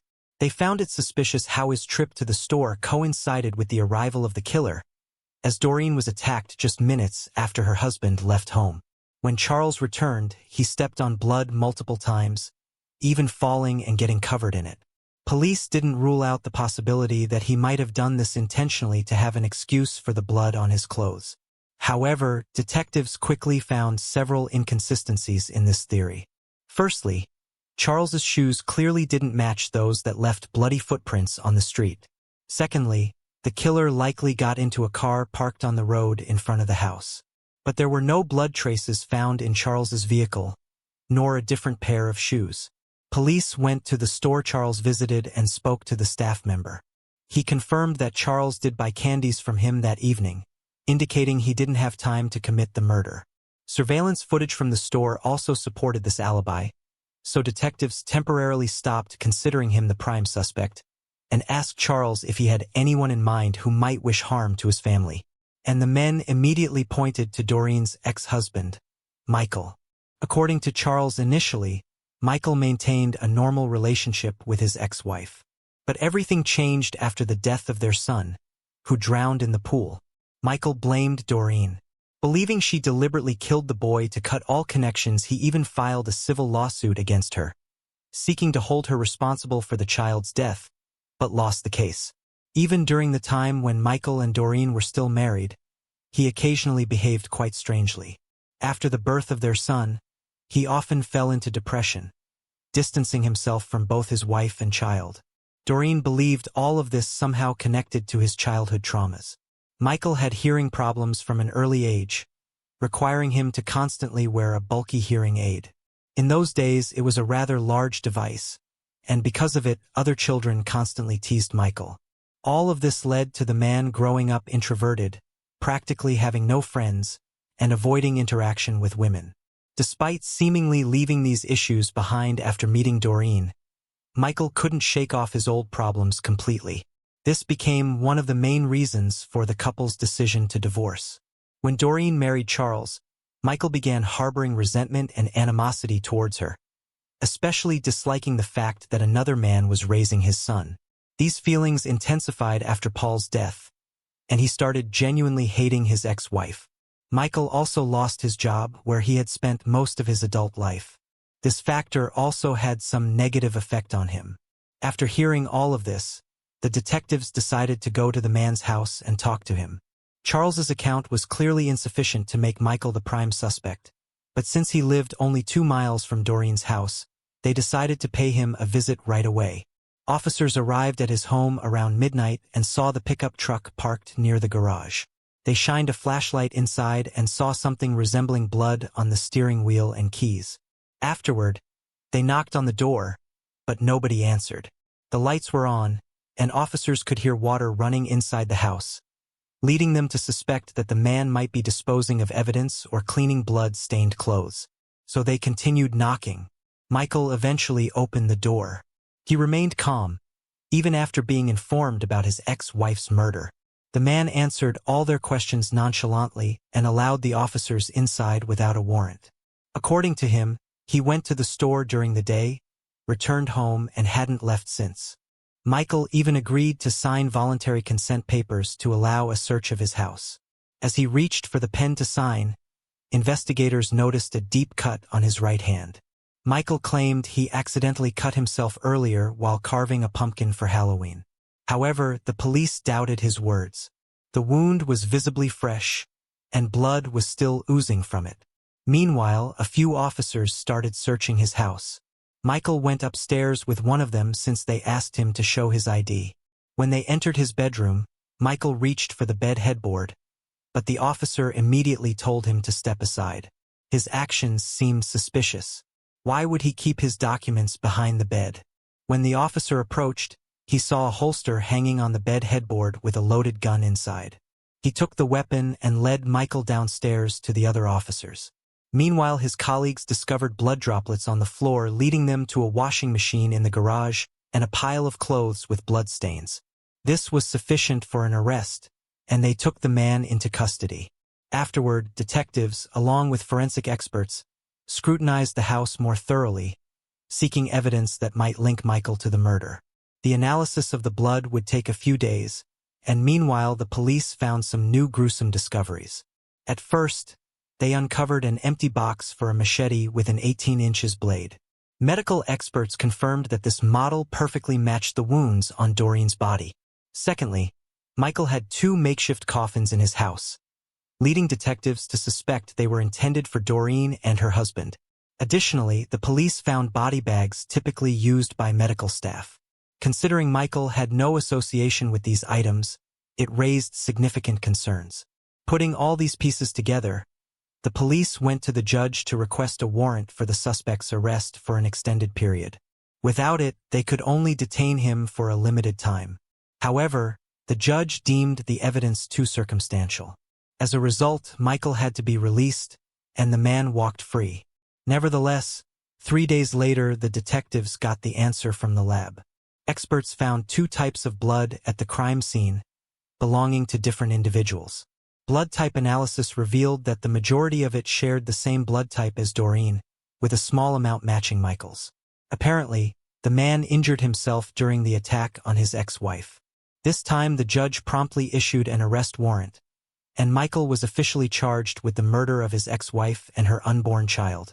Soon, detectives found another piece of evidence linking him to the crime. Speaking with Michael's acquaintances, they learned he owned the exact same wolf mask found near Dorene's house. On the previous Halloween, he wore it to a party, and police even discovered a photo of Michael wearing the mask. To eliminate any doubts, they found in his home the exact clothing he wore in that photo. But the story of the mask didn't end there. To further strengthen the case, police interviewed all of Dorene's neighbors about that evening.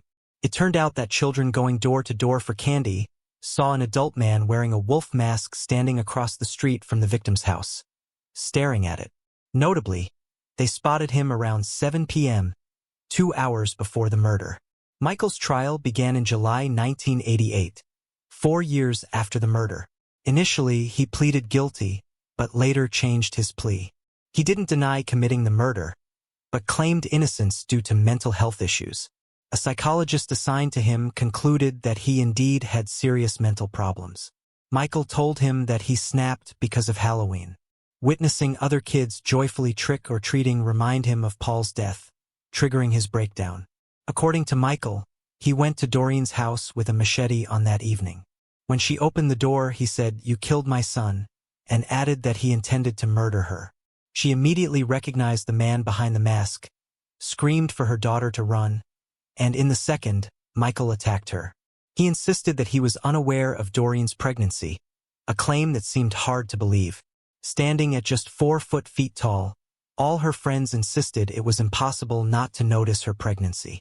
Before the tragedy, they even joked that because of her belly, Dorene had become broader than taller. The prosecution argued that the man was fully aware of his actions and had planned the crime in advance. During the investigation, detectives discovered he had told friends about his desire to kill his ex-wife and her husband, then dispose of their bodies in the bay.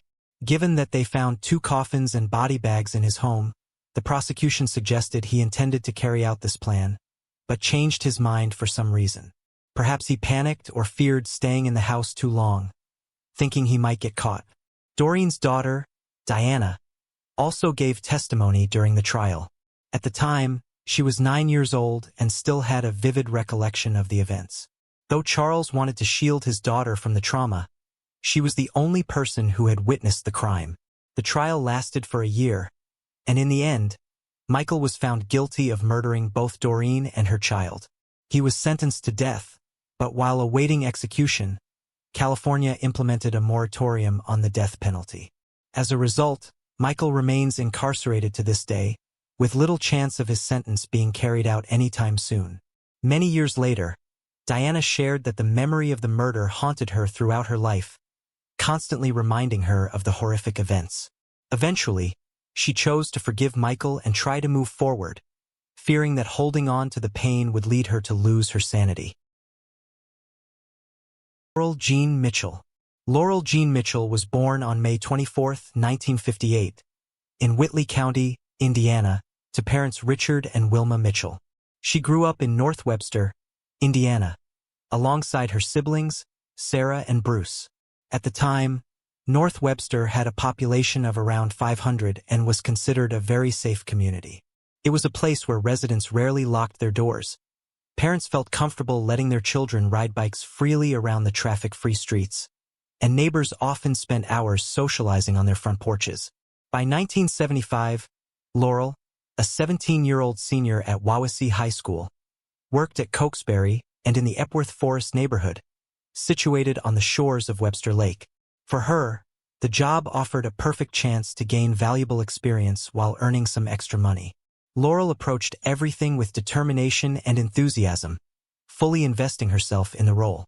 Laurel Mitchell quickly became a favorite among both the staff and the customers at Cokesbury Inn. She was actively involved in her local church youth group and was also a member of a traveling singing group called God's Children. The group toured across the United States, recording music and releasing a couple of albums. Laurel was deeply religious, with her faith playing a central role in her life. Most of her free time was spent at church, and although she had the occasional disagreement with her siblings, she shared a strong and close-knit bond with them that only grew as time went on. Laurel was adored in her community, where her warm smile and kind demeanor won over everyone she met. One of her most cherished traits was her genuine kindness and caring nature, which made her particularly beloved by the neighborhood children. It was common to see Laurel surrounded by children, all eager to be in her company. She had a variety of talents, with a natural gift for singing that made her an integral part of the local church choir.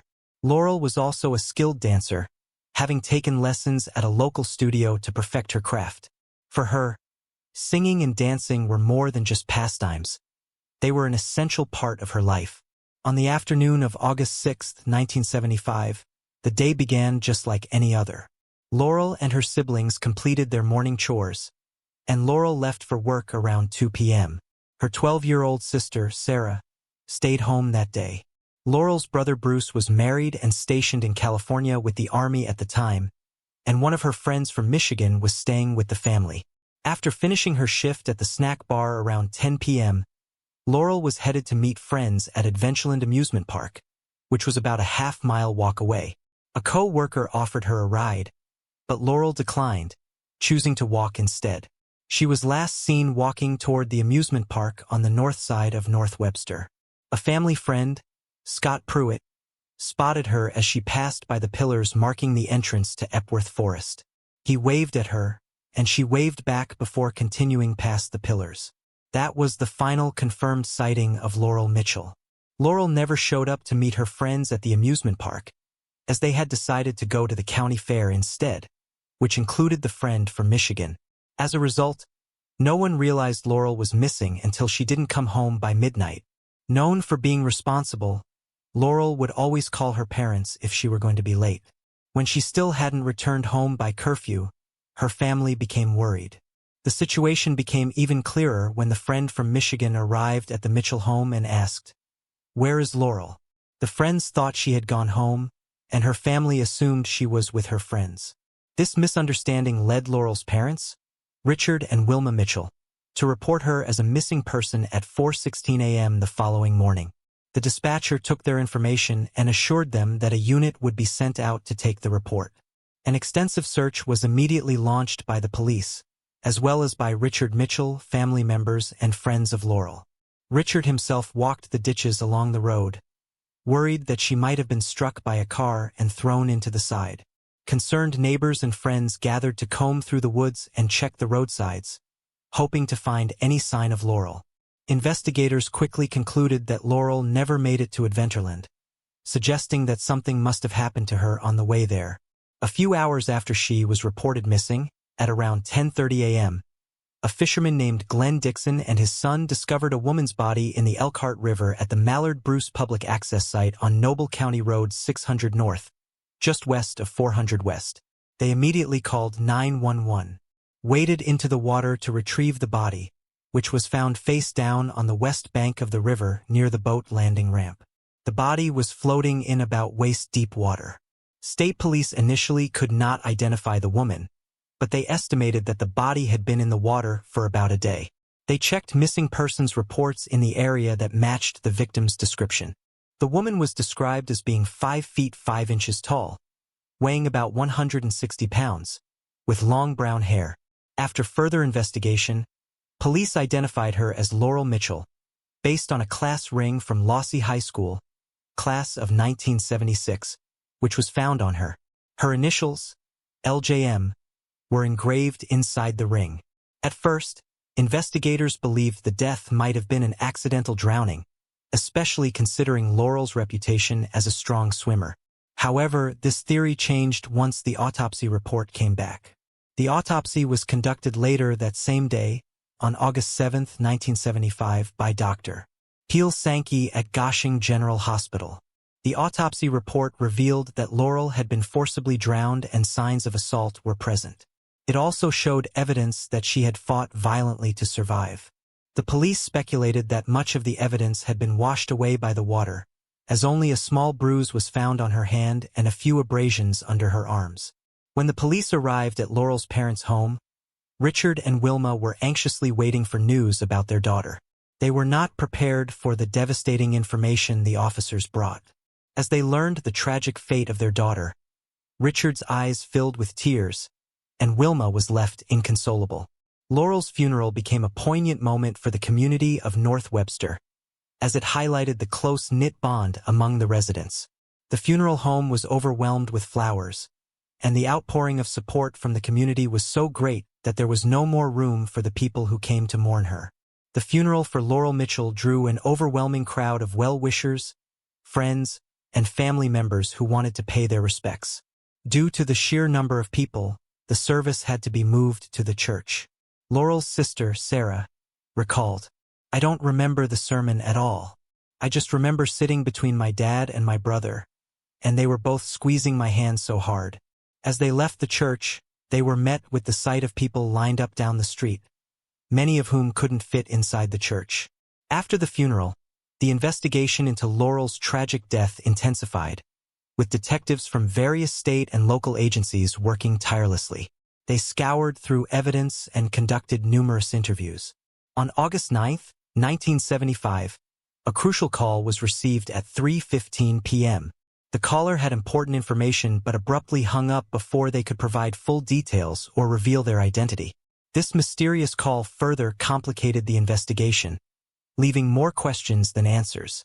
Investigators made an appeal for the person to contact them again, and they would do their best to keep her identity private. Police set up a headquarters for the continuing investigation in North Webster. One local witness, identified as Catherine Flynn, said around 10 p.m. that night, she heard a loud car turn around next door. She said she heard voices say, "Let's get her." Investigators interviewed Catherine, who lived half a mile east of Epworth Forest on Epworth Forest Road. She said she was home on Wednesday, August 6, 1975, and that around 10 p.m. or a little later, an old car turned into the drive next door and turned around as it came back by her house. She informed investigators that she heard several voices say, "Let's get her." She said the car was very loud and probably a dark color. Another local, Frank Overmeyer, told investigators he also heard a loud vehicle in the neighborhood, possibly an Oldsmobile Cutlass. They went to interview Frank Overmeyer and his wife on August 14, 1975. The Overmeyers lived on Epworth Forest Road just west of Epworth Forest. Frank Overmeyer said on August 6, 1975, he was at home watching TV and heard a loud car go by, and the car turned around and stopped east of their house. Frank reported he then heard what he thought sounded like someone slamming the trunk on a car. Frank reported he turned on his porch light and stepped outside. When he stepped out, 2 cars were leaving the area. The first car was the one that had gone by his house that he described was a red-orange GM product, possibly an Oldsmobile Cutlass. The second vehicle was a medium green Mustang. The Oldsmobile was very loud and sounded like it was loud by design. All of the clothing and belongings found on Laurel's body were collected and preserved for DNA testing, including shoes, a sweatshirt, bra, underwear, and denim jeans. Unfortunately, due to the lack of DNA technology at the time, there was little that could be done with the clothing. Detectives from the Kosciuszko County Sheriff's Department and Indiana State Police examined the case closely through the years. The location of Laurel's abduction and the discovery of her body in the Elkhart River about 15 miles from Epworth Forest seemed to indicate that the perpetrator was familiar with the area. Many people were interviewed, and despite being a $5,000 reward offered, there was never enough evidence to charge anyone. As weeks turned into months and months into years, the case slowly faded from the headlines and went cold. For Laurel's family and friends, the pain of her loss remained.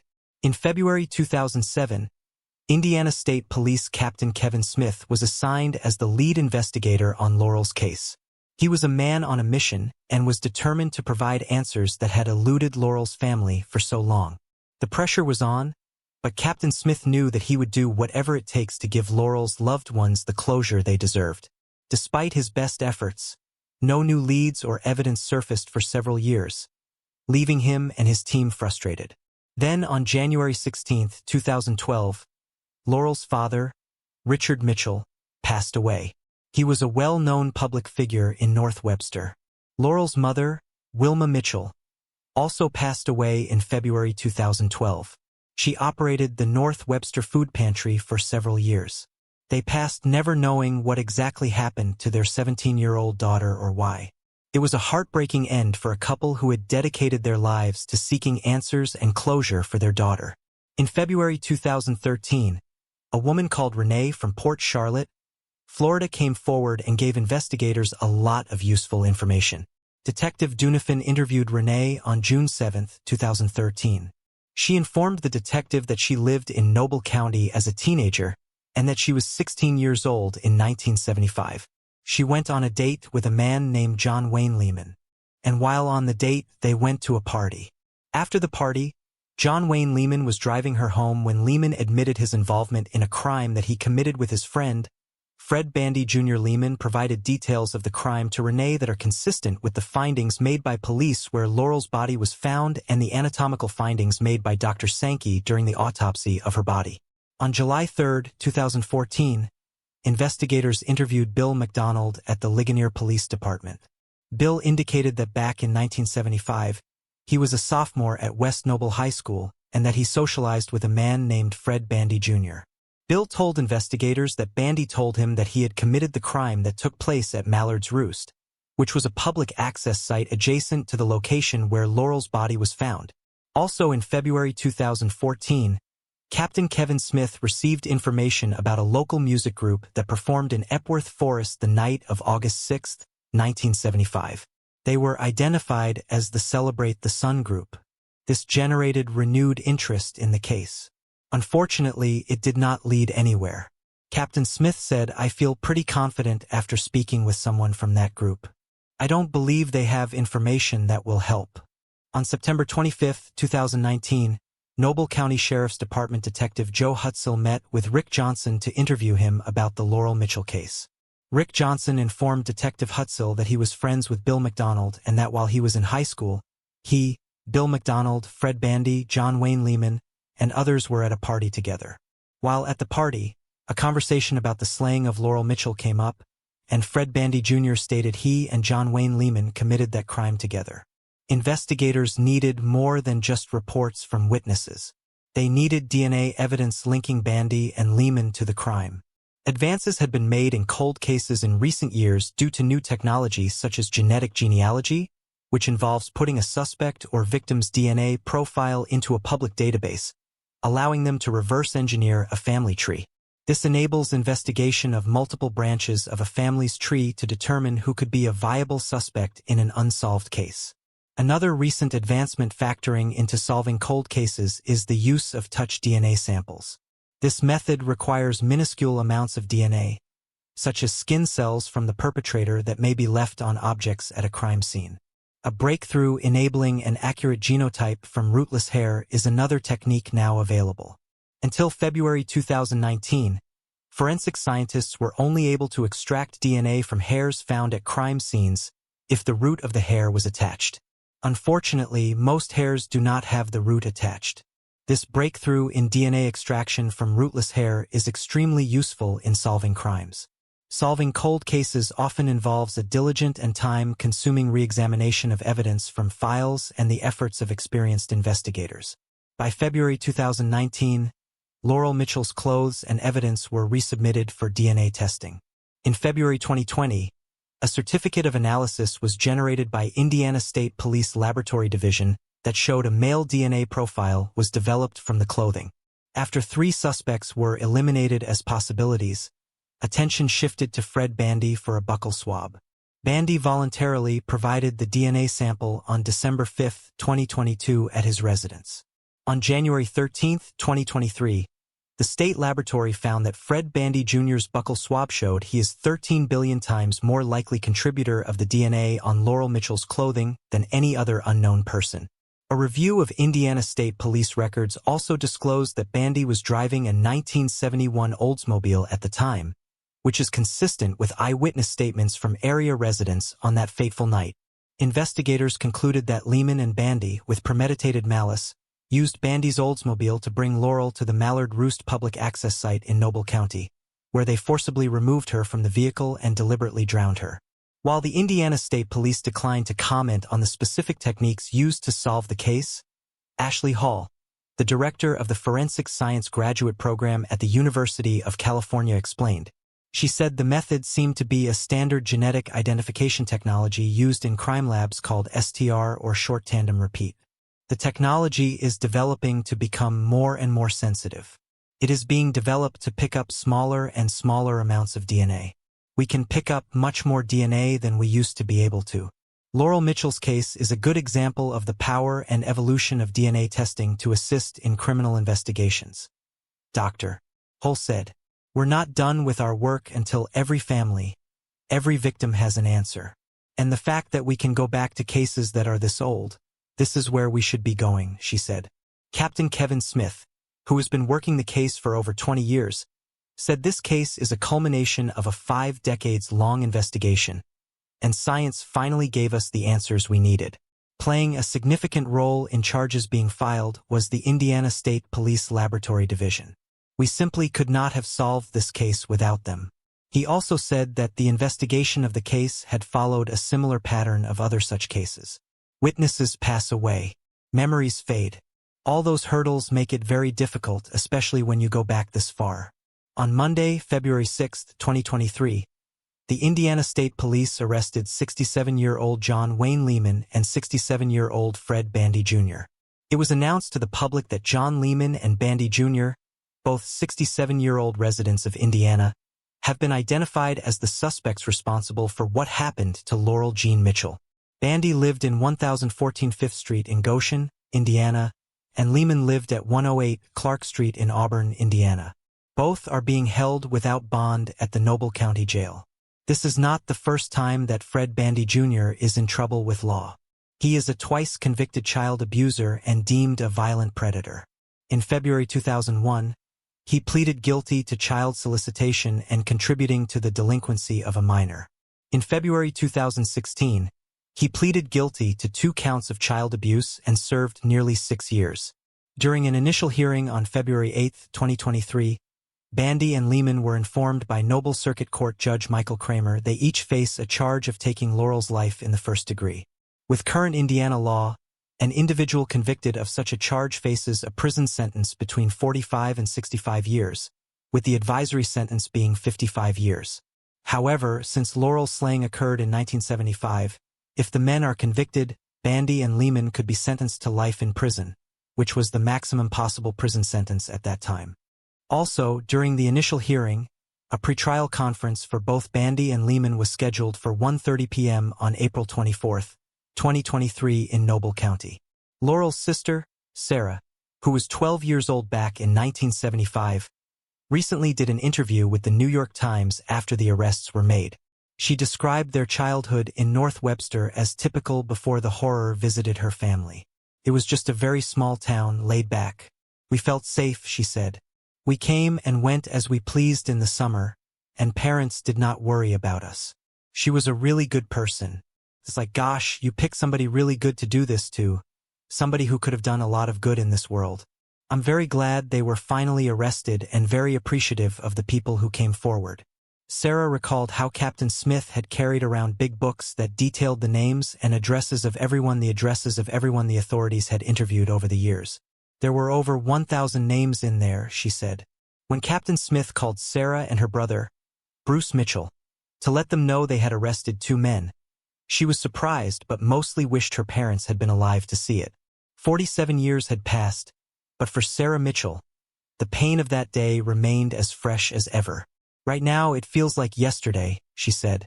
On that fateful night when Laurel didn't return home, 12-year-old Sarah had somehow slept through the uncertainty. When she awoke the next morning, she was more confused than concerned, unaware of the nightmare that was about to unfold. She had a softball game that day, and despite the growing tension at home, her parents encouraged her to go. As Sarah played, focused on the game, she didn't know that her world was about to change forever. Halfway through, a neighbor woman appeared at the ball field in the Mitchell family car. I saw her pull up to the ball diamond, Sarah recalled. Immediately, Sarah told her coach she had to leave. The neighbor told her that she had been sent to pick her up, though Sarah was still unaware of what was going on. As they neared home, the sight of police cars surrounding the house stopped her in her tracks. The neighbor's somber words cut through the air. "They're here to look for your sister." Sarah's heart began to race. As they entered through the back door, she saw her father. Tears filled his eyes as he told her the unthinkable. Laurel was gone. Gone? Sarah asked, her mind struggling to grasp the reality of what he was saying. At just 12 years old, Sarah struggled to comprehend the devastating news. Gone where? She had wondered before her father finally broke the heartbreaking news. Her big sister Laurel, the one who always took care of her, as big sisters do, was gone. It was a realization that shook her to her core. Years later, when she saw the accused, Lehman and Bandy, in court, Sarah reflected on their appearances. At 12, they would have been scary. They look like very frail men, and I do not need to be afraid of them. Despite the eventual convictions of the men responsible for her sister's death, Sarah expressed that it did little to bring closure. "I'm glad they are going to be punished, that they won't be able to hurt anyone else, but she's still not coming back to us. Convictions would not bring closure for me. I do not think there is such a thing." For Sarah, the grief remains ongoing, a burden that can't be erased by the judicial process or the passing of time. She, like her family, would continue to mourn Laurel, knowing that no punishment moving on to the next case. Shelley Connelly. In the quiet stretch of Seward Highway south of Anchorage, Alaska, a haunting discovery in 1978 marked the start of a long-standing mystery when the body of 16-year-old Shelley Connelly was found. The case eventually went cold, leaving her loved ones without answers, until 2019, when forensic technology finally unraveled the case. Raised in Anchorage, Shelley was an energetic and adventurous teenager with a strong bond to her family. Petite in stature, she was often described as having a natural beauty, though her mother later remarked that Shelley didn't quite realize how attractive she was. Although she dropped out of high school, Shelley was determined to forge her own path. With a passion for beauty and personal care, she was set to begin cosmetology classes. At just 16, she was also engaged to a man stationed at Fort Richardson in the military. January 7, 1978, began as any other day in Anchorage shrouded in thick fog, a day that would later be forever etched in the memories of those who knew Shelley. It was a day that Judy Connelly, Shelley's mother, would replay in her mind countless times over the years. That evening, Shelley had plans to go out. She chose an outfit that matched her bold personality. And despite her mother's concerns about her revealing clothing, Shelley slipped on a ski jacket her parents had gifted her for Christmas and headed to Chill Coot Charlie's, a popular Anchorage bar. Though underage, Shelley blended in with the crowd of young adults who frequented the bar. At the time, Chill Coot Charlie's was a hotspot, fueled by the oil boom that had brought a surge of young men with disposable incomes to the area. Later that night, Shelley was seen leaving the bar in the company of several men. Witnesses later reported spotting her at Lyra's, a 24-hour diner on C Street. However, the timeline of her movements started to become increasingly unclear. Sometime after leaving Lyra's, Shelley's night took a tragic turn. The following morning, two female hikers walking along the Seward Highway noticed something down an embankment near the train tracks. What they first mistook for discarded trash or debris turned out to be something much more disturbing. Lying motionless in the snow was the body of Shelley Connelly, her petite frame partially covered by the fresh snow. The hikers immediately notified the authorities, and soon Alaska State Troopers arrived on the scene. They quickly secured the area as investigators from the Alaska Bureau of Investigation joined them. The state medical examiner would later confirm that Shelley had been brutally assaulted and left to die in the frigid Alaskan winter. She had been beaten, and her body showed signs of a violent attack. In the end, a combination of internal injuries, including a ruptured spleen and the exposure to the freezing temperatures ultimately took her life. Evidence suggested that after she was assaulted, Shelley had been thrown from a moving car. Her hand became trapped in the door, and the vehicle dragged her some distance before her assailants realized what had happened. When they stopped the car and freed her, they callously discarded her over the side of the embankment, deserting her in the cold of the night. There were faint marks in the snow signs that she had tried to crawl up after being thrown out of the vehicle. Initial efforts focused on piecing together the events leading up to Shelley's tragic demise. Troopers interviewed witnesses, including patrons of Chilkoot Charlie's and Leary's Diner, trying to trace her movements from the night before. Despite numerous interviews and efforts to reconstruct her last hours, the investigation hit a series of ends. The Alaska State Troopers quickly realized that the case would require more advanced forensic techniques. By 1997, with forensic DNA technology becoming a viable tool for solving cases, the Alaska Scientific Crime Detection Laboratory began developing a DNA profile from the biological evidence collected during Shelley's autopsy. This profile aimed to match the unidentified suspect's DNA with known profiles and codices. In February 2003, the DNA profile from Shelley's case was uploaded into codices. Even with this step forward in the right direction, there was no match found, and the investigation remained at a standstill. The case was reopened and evidence re-examined multiple times throughout the years, yielding no new leads. It was not until February 2019 that investigators finally got a break in the cold case. In early 2019, the Alaska State Troopers Cold Case Unit turned to genetic genealogy for new insights. This innovative forensic technique involves submitting a DNA profile from the crime scene to Powerbond Nanolabs, a Virginia-based company specializing in DNA analysis and genealogy. Powerbond Nanolabs compared the DNA profile from Shelley's case to profiles in public genealogical databases, such as GEDmatch. They identified a man named Donald F. McQuaid as a person of interest based on genetic connections to the DNA profile. The results indicated that McQuaid, who was 21 years old at the time of Shelley's slaying, was a likely suspect. Following this identification, Alaska State Troopers conducted a thorough investigation to confirm the link. They obtained a DNA sample from McQuaid and compared it with the evidence collected from Shelley's autopsy. The match was conclusive. DNA samples collected from 2 locations on Shelley's body matched McQuaid's DNA profile. The breakthrough led to McQuaid's arrest in September 2019. It was a pivotal moment in the case, bringing renewed hope to Shelley Connelly's family and the community. Shelley's mother, Judy, said that she felt many emotions when she was told that her daughter's perpetrator was finally found. She said, "Happiness that they found him. Sad too. 41 years. So this was totally unexpected." The evidence against McQuaid was compelling. The DNA match firmly linked him to the crime scene, and further investigation verified that he had been in Alaska in 1978, aligning with the timeline of the slaying. The legal proceedings that followed were intensive. McQuaid faced charges of first-degree and second-degree.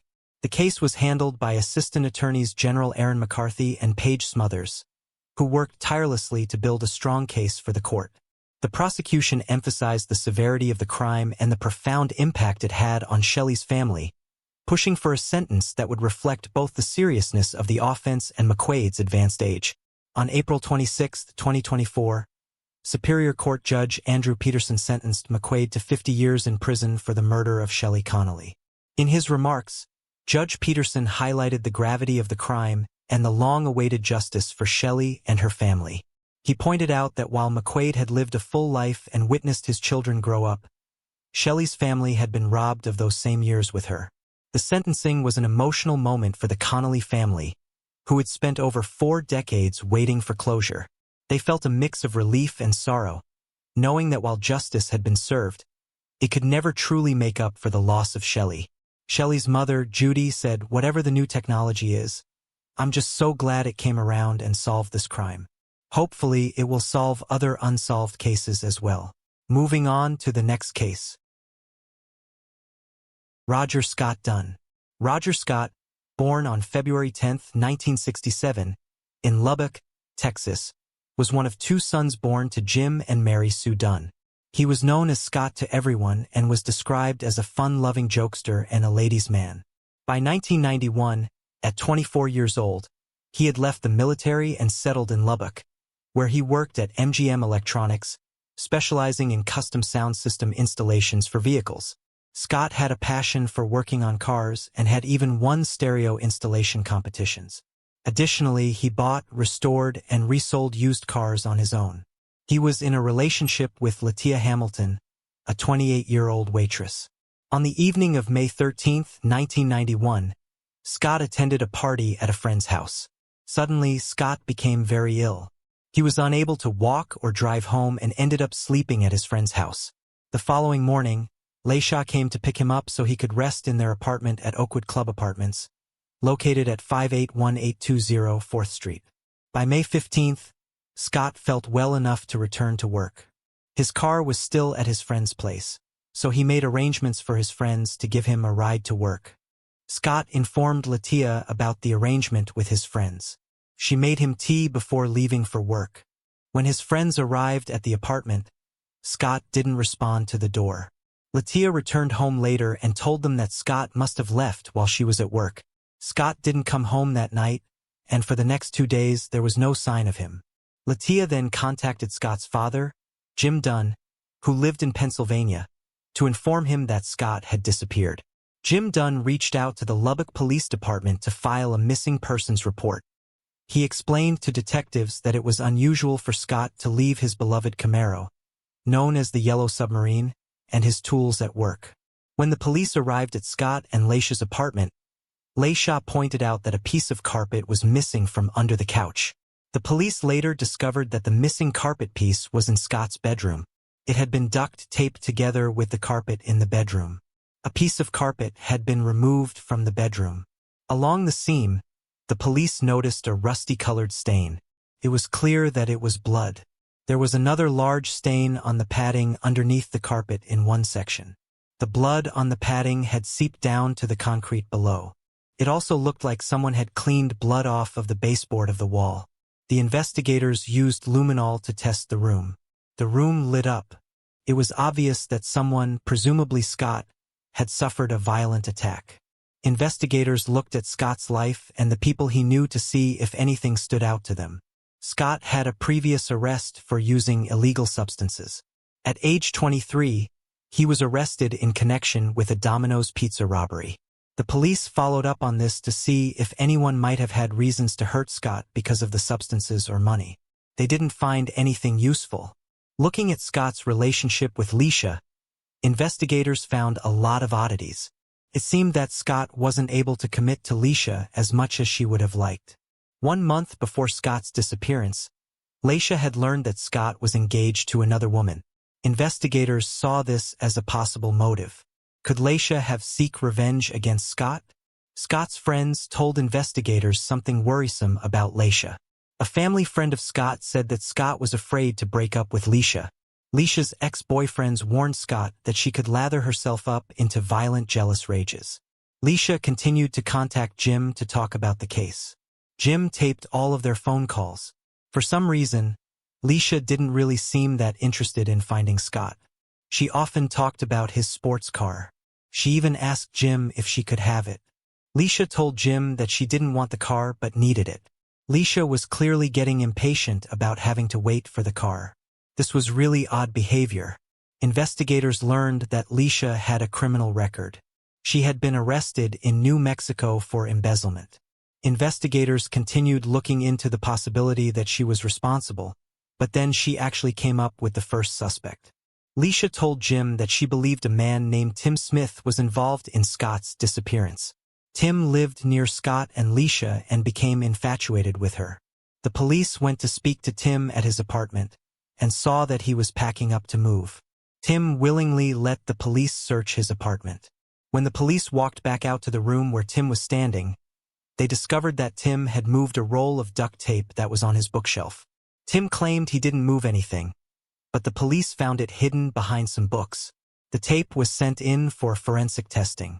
Using infrared lights to look at different wavelengths and components of the tape, the results were that the tape from Tim's apartment were consistent with the tape used on the carpet in Scott's bedroom. On the side of the tape, triangular green carpet fibers were found, which were the same color as the carpet in Scott's bedroom. Unfortunately, without a body, there wasn't much else investigators could do, and the case went cold. Jim got impatient and set out to find answers himself. He met with a group called the Deviating Society. It's a group of 82 international forensic experts. The group is a members-only group that meets in Philadelphia to try to solve unsolved crimes. Jim met with Richard Walter, a co-founder of the group, to go over the case of his son. Richard immediately confirmed that Scott is not alive anymore. Furthermore, he was convinced that Lesha held the answers. Richard sent the information to Dr. Richard Shepherd of New Scotland Yard. Dr. Shepherd concluded that Scott's life was taken in his bedroom and had been struck multiple times with a blunt object. He conducted multiple tests and confirmed that with the amount of blood that was lost, no one could have survived. Richard Walter begged the district attorney to take this case to trial. Richard said that they didn't have a body, but had a body part, the blood's connective tissue. Richard Walter noticed that there were unidentified hairs in the duct tape found in Scott's bedroom. It was sent in for testing and was determined to be hair from both Tim Smith and Latia Hamilton. Smith and Hamilton were finally arrested 3 years after Scott disappeared in 1994. It is believed that Scott's life was taken in the early morning hours of May 16, 1991. While he was asleep, Scott was struck 4 times with a blunt object. Hamilton and Smith tried to clean up the scene, but obviously left behind too much evidence. It is believed that Lesha wanted revenge after finding out that Scott had been seeing other women and was engaged. Smith probably helped Hamilton because she manipulated him, and he was obsessed with her. They were tried separately and both convicted. Latia Hamilton was sentenced to 20 years in prison, while Smith received 10 years of probation. The jury believed that Smith had helped Hamilton clean up and dispose of evidence, but they weren't convinced he was present during the crime. The reasoning behind Lesha's relatively short sentence in Texas remains unclear, but she had to serve the full term after being denied parole multiple times. After her release, Lesha disappeared from the public eye. Unfortunately, neither Hamilton nor Smith would reveal the location of Scott's body. In February 2012, Jim Dunn received the news he had been waiting for when Victims Assistance Services in Lubbock informed him that a work crew had discovered skeletal remains in a sewage system near Scott's apartment complex. Dental records confirmed the remains were indeed Scott's. On June 16, 2012, the Dunn family laid Scott to rest in a grave marked by a stone bearing an engraving of his Camaro. Jim Dunn was quoted as saying, "I tell everyone that Scott came home for Father's Day." Moving on to the next case. Mary Pryor and Leonard. Mary Pryor and her husband, Leonard, lived in Flint, Michigan, where they owned Sweet Marie's candy store for many years before selling it. Afterward, they moved to Lebanon, Michigan to enjoy their retirement. Leonard passed away in 1990, and in the years that followed, Mary became a well-known figure in the small village. A devout Catholic, Mary frequently attended church functions. Residents of Lebanon would often see her walking from her home to the town diner for lunch and dinner on most days. On February 27, 1997, Michigan State Police K-9 teams, who were conducting training in the area, discovered the body of 88-year-old Mary in a wooded area near her home. She had been beaten, strangled, and assaulted. The crime sent shockwaves through the close-knit Lebanon community. Investigators gathered DNA evidence at the crime scene, which was linked to the suspect. They conducted hundreds of interviews and followed up on numerous leads. The investigation soon focused on Michael Burr, a teenager who lived just a short distance from Mary's house. At the time, he was in the 11th grade. Investigators took his DNA sample so it could be stored, as DNA was not advanced enough at the time to confirm that his DNA matched what was found at the crime scene. Unfortunately, investigators could not gather enough evidence to meet the probable cause standard to charge him in connection with the case. Recently, the Genesee County Police Department partnered up with the Michigan State Police Crime Lab to finally help solve the case. In February, they were able to match the DNA found at the scene to that of Michael Burr. Genesee County Prosecutor David Layton said that DNA evidence shows 1 in 1.9 octillion chance that Michael was not responsible for what happened to Mary. Ultimately, what we want here is closure for the victim's family, he said. We want closure because when you lose a loved one in such a brutal manner, it never goes away from your mind. You never have a peaceful day when you can stop thinking about it. Michael Burr was then held in the Genesee County Jail without bond. He had a probable cause hearing in Genesee County District Court on February, where prosecutors laid out the evidence against him. The case was brought to a close in February when Michael Burr was sentenced to 10 to 20 years in prison.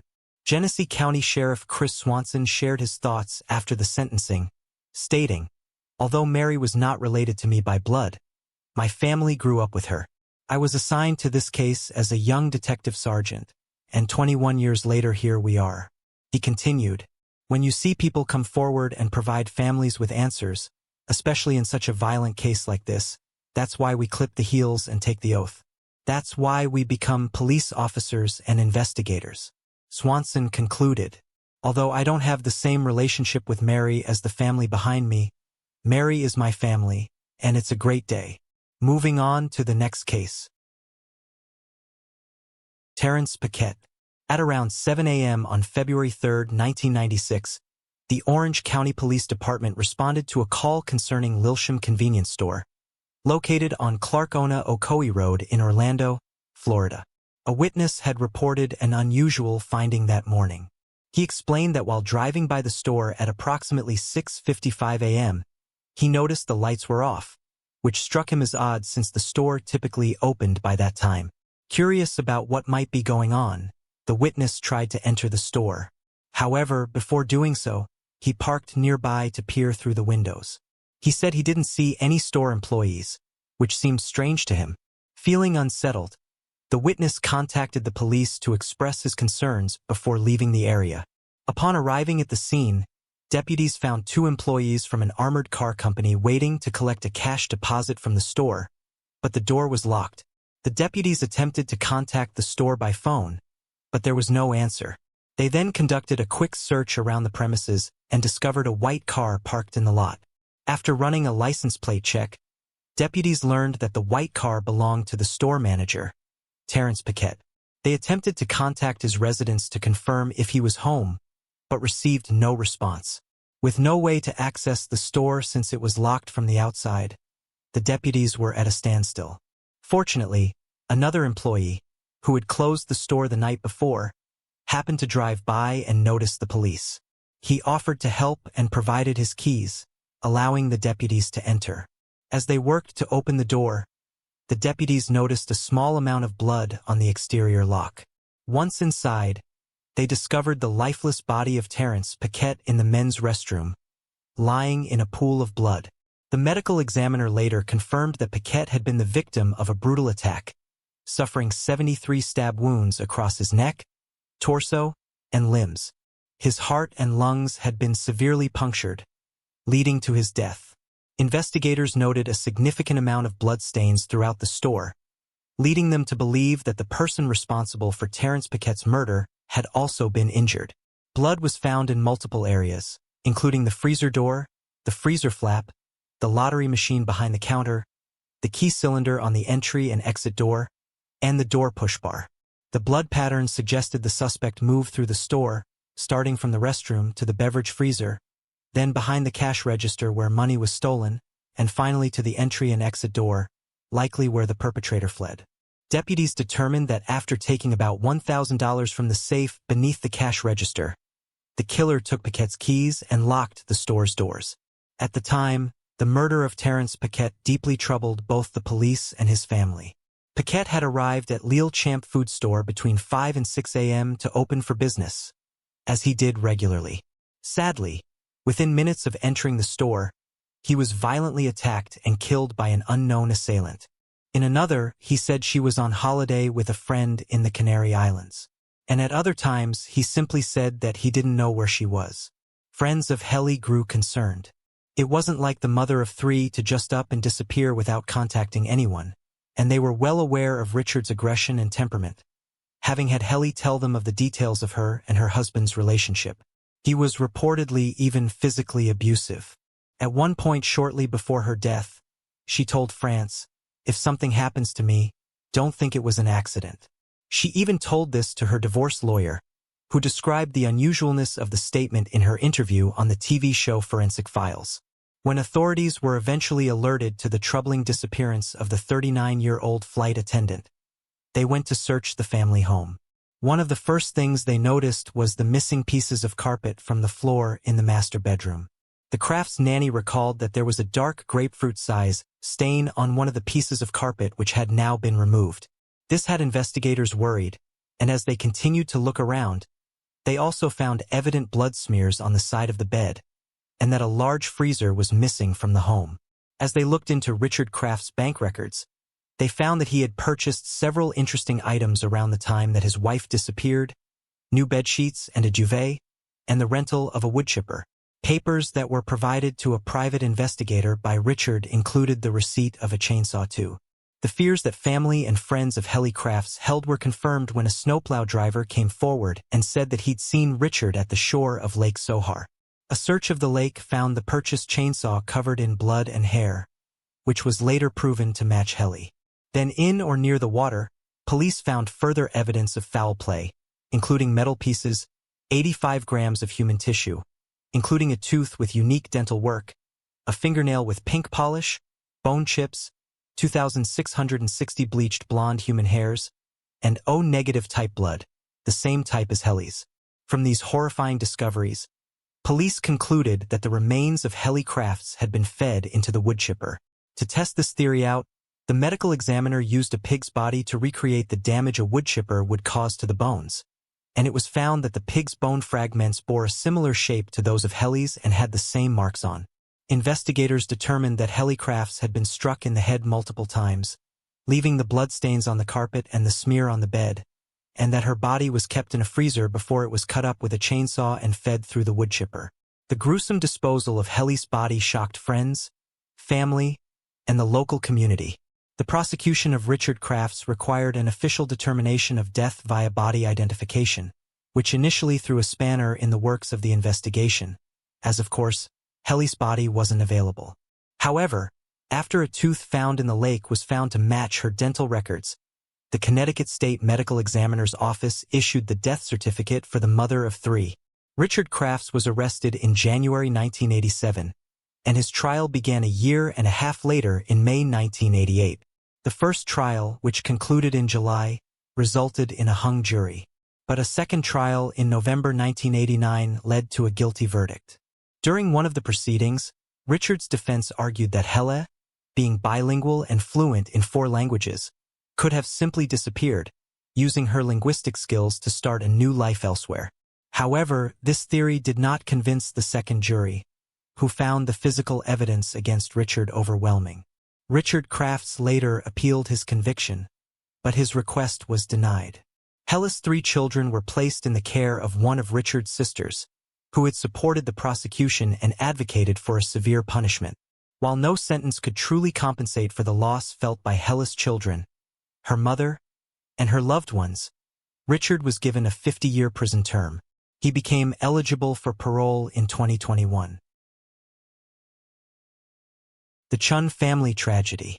On the afternoon of October 8, 2014, a co-worker of 39-year-old Jean Jifeng grew worried when the father of 2 failed to show up for his scheduled shift at King's Walk, a restaurant where he worked. He hadn't called in sick either, which was unusual. Concerned, the co-worker decided to check on Chen at his home on Western Avenue in the Guilderlands suburb of Albany, New York. What he discovered inside was a horrific crime scene. Chen and his 38-year-old wife, Hai Yilin, were originally from Huaiyu, China. The couple had moved to the United States in the early 2000s, settling in Guilderland near a takeout restaurant owned by relatives. There, they built a life together and had 2 children, 10-year-old Anthony and 7-year-old Eddie. By all accounts, the Chen family was ordinary, with nothing unusual about their lives, making their brutal murders all the more puzzling to investigators. The case gained significant attention, as it was the first quadruple homicide in the Capital District. According to Chen's brother, who spoke to the media, The father of two was found on the ground floor of the family's bungalow. Hai and the couple's two children were discovered upstairs, their bodies covered by a blanket. The family had met a brutal end. Each of them had been bludgeoned with a hammer, and later reports indicated they had also been stabbed. Investigators determined the murders took place in the early morning hours, likely between 3:30 and 6:30 a.m. Both the Guilderland and New York State Police worked together on the case, searching the areas surrounding the family's home for any possible clues. Authorities faced several challenges in the initial 48 hours of the investigation. A language barrier slowed progress, and fear within the community made gathering information difficult. Further complicating matters, there were no surveillance cameras in the area, and Apple initially refused to release the Chen's iPhone records. Though the company eventually complied, law enforcement stated that the delays significantly hindered their investigation. With little physical evidence recovered from the crime scene, detectives have struggled to make progress. Some DNA samples were collected and may belong to a suspect, but so far, no matches have been found. As a result, authorities have few leads and no major suspects in the case. Before long, allegations surfaced that the family were involved in shady business practices and illegal activities such as human trafficking, gambling, and money laundering. Chen's brother denied rumors that the family had been attacked by someone who'd returned to the house after a gambling party to steal their sizable take from the been living comfortably ever since, causing people to think that he was making money illegally. This same source alleged that Hai was in the country illegally too. Meanwhile, an article by the Times-Union reported that Chen had supposedly been involved in large transfers of unrecorded cash, which he used to pay undocumented Chinese workers at restaurants in New York City. He reportedly also transported the workers to their jobs and back and provided accommodation in cities that were too far away for bus trips.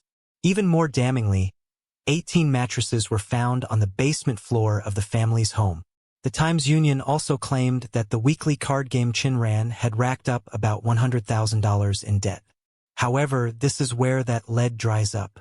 Authorities have said that while the organized crime theory hasn't been discounted, they have yet to find any solid leads in the case. The only other theory explored in the case was a possible connection between the Chen family murders and two other family killings that occurred around the same time. In 2014, a family of 4 was shot and killed in their Houston, Texas home. Similarly, in 2011, a married couple and the wife's sister were found stabbed to death in their Mississippi residence. However, no definitive links have been established between these crimes. By 2015, investigators had pursued 600 leads, a surprisingly low number for such a serious case. A reporter from World Journal suggested that she and her colleagues suspected the family may have known more than they disclosed. The Chan's funeral took place a month after their deaths to allow time for relatives from overseas to attend. They were laid to rest at All Faith Cemetery in Middle Village, Queens. The case remains unsolved, and a $5,000 reward is still being offered for information leading to an arrest. Anyone with knowledge of the Chen family murders is encouraged to report it at capitalregionalcrimestoppers.com. https://capitalregionalcrimestoppers.com. Moving on to the next case.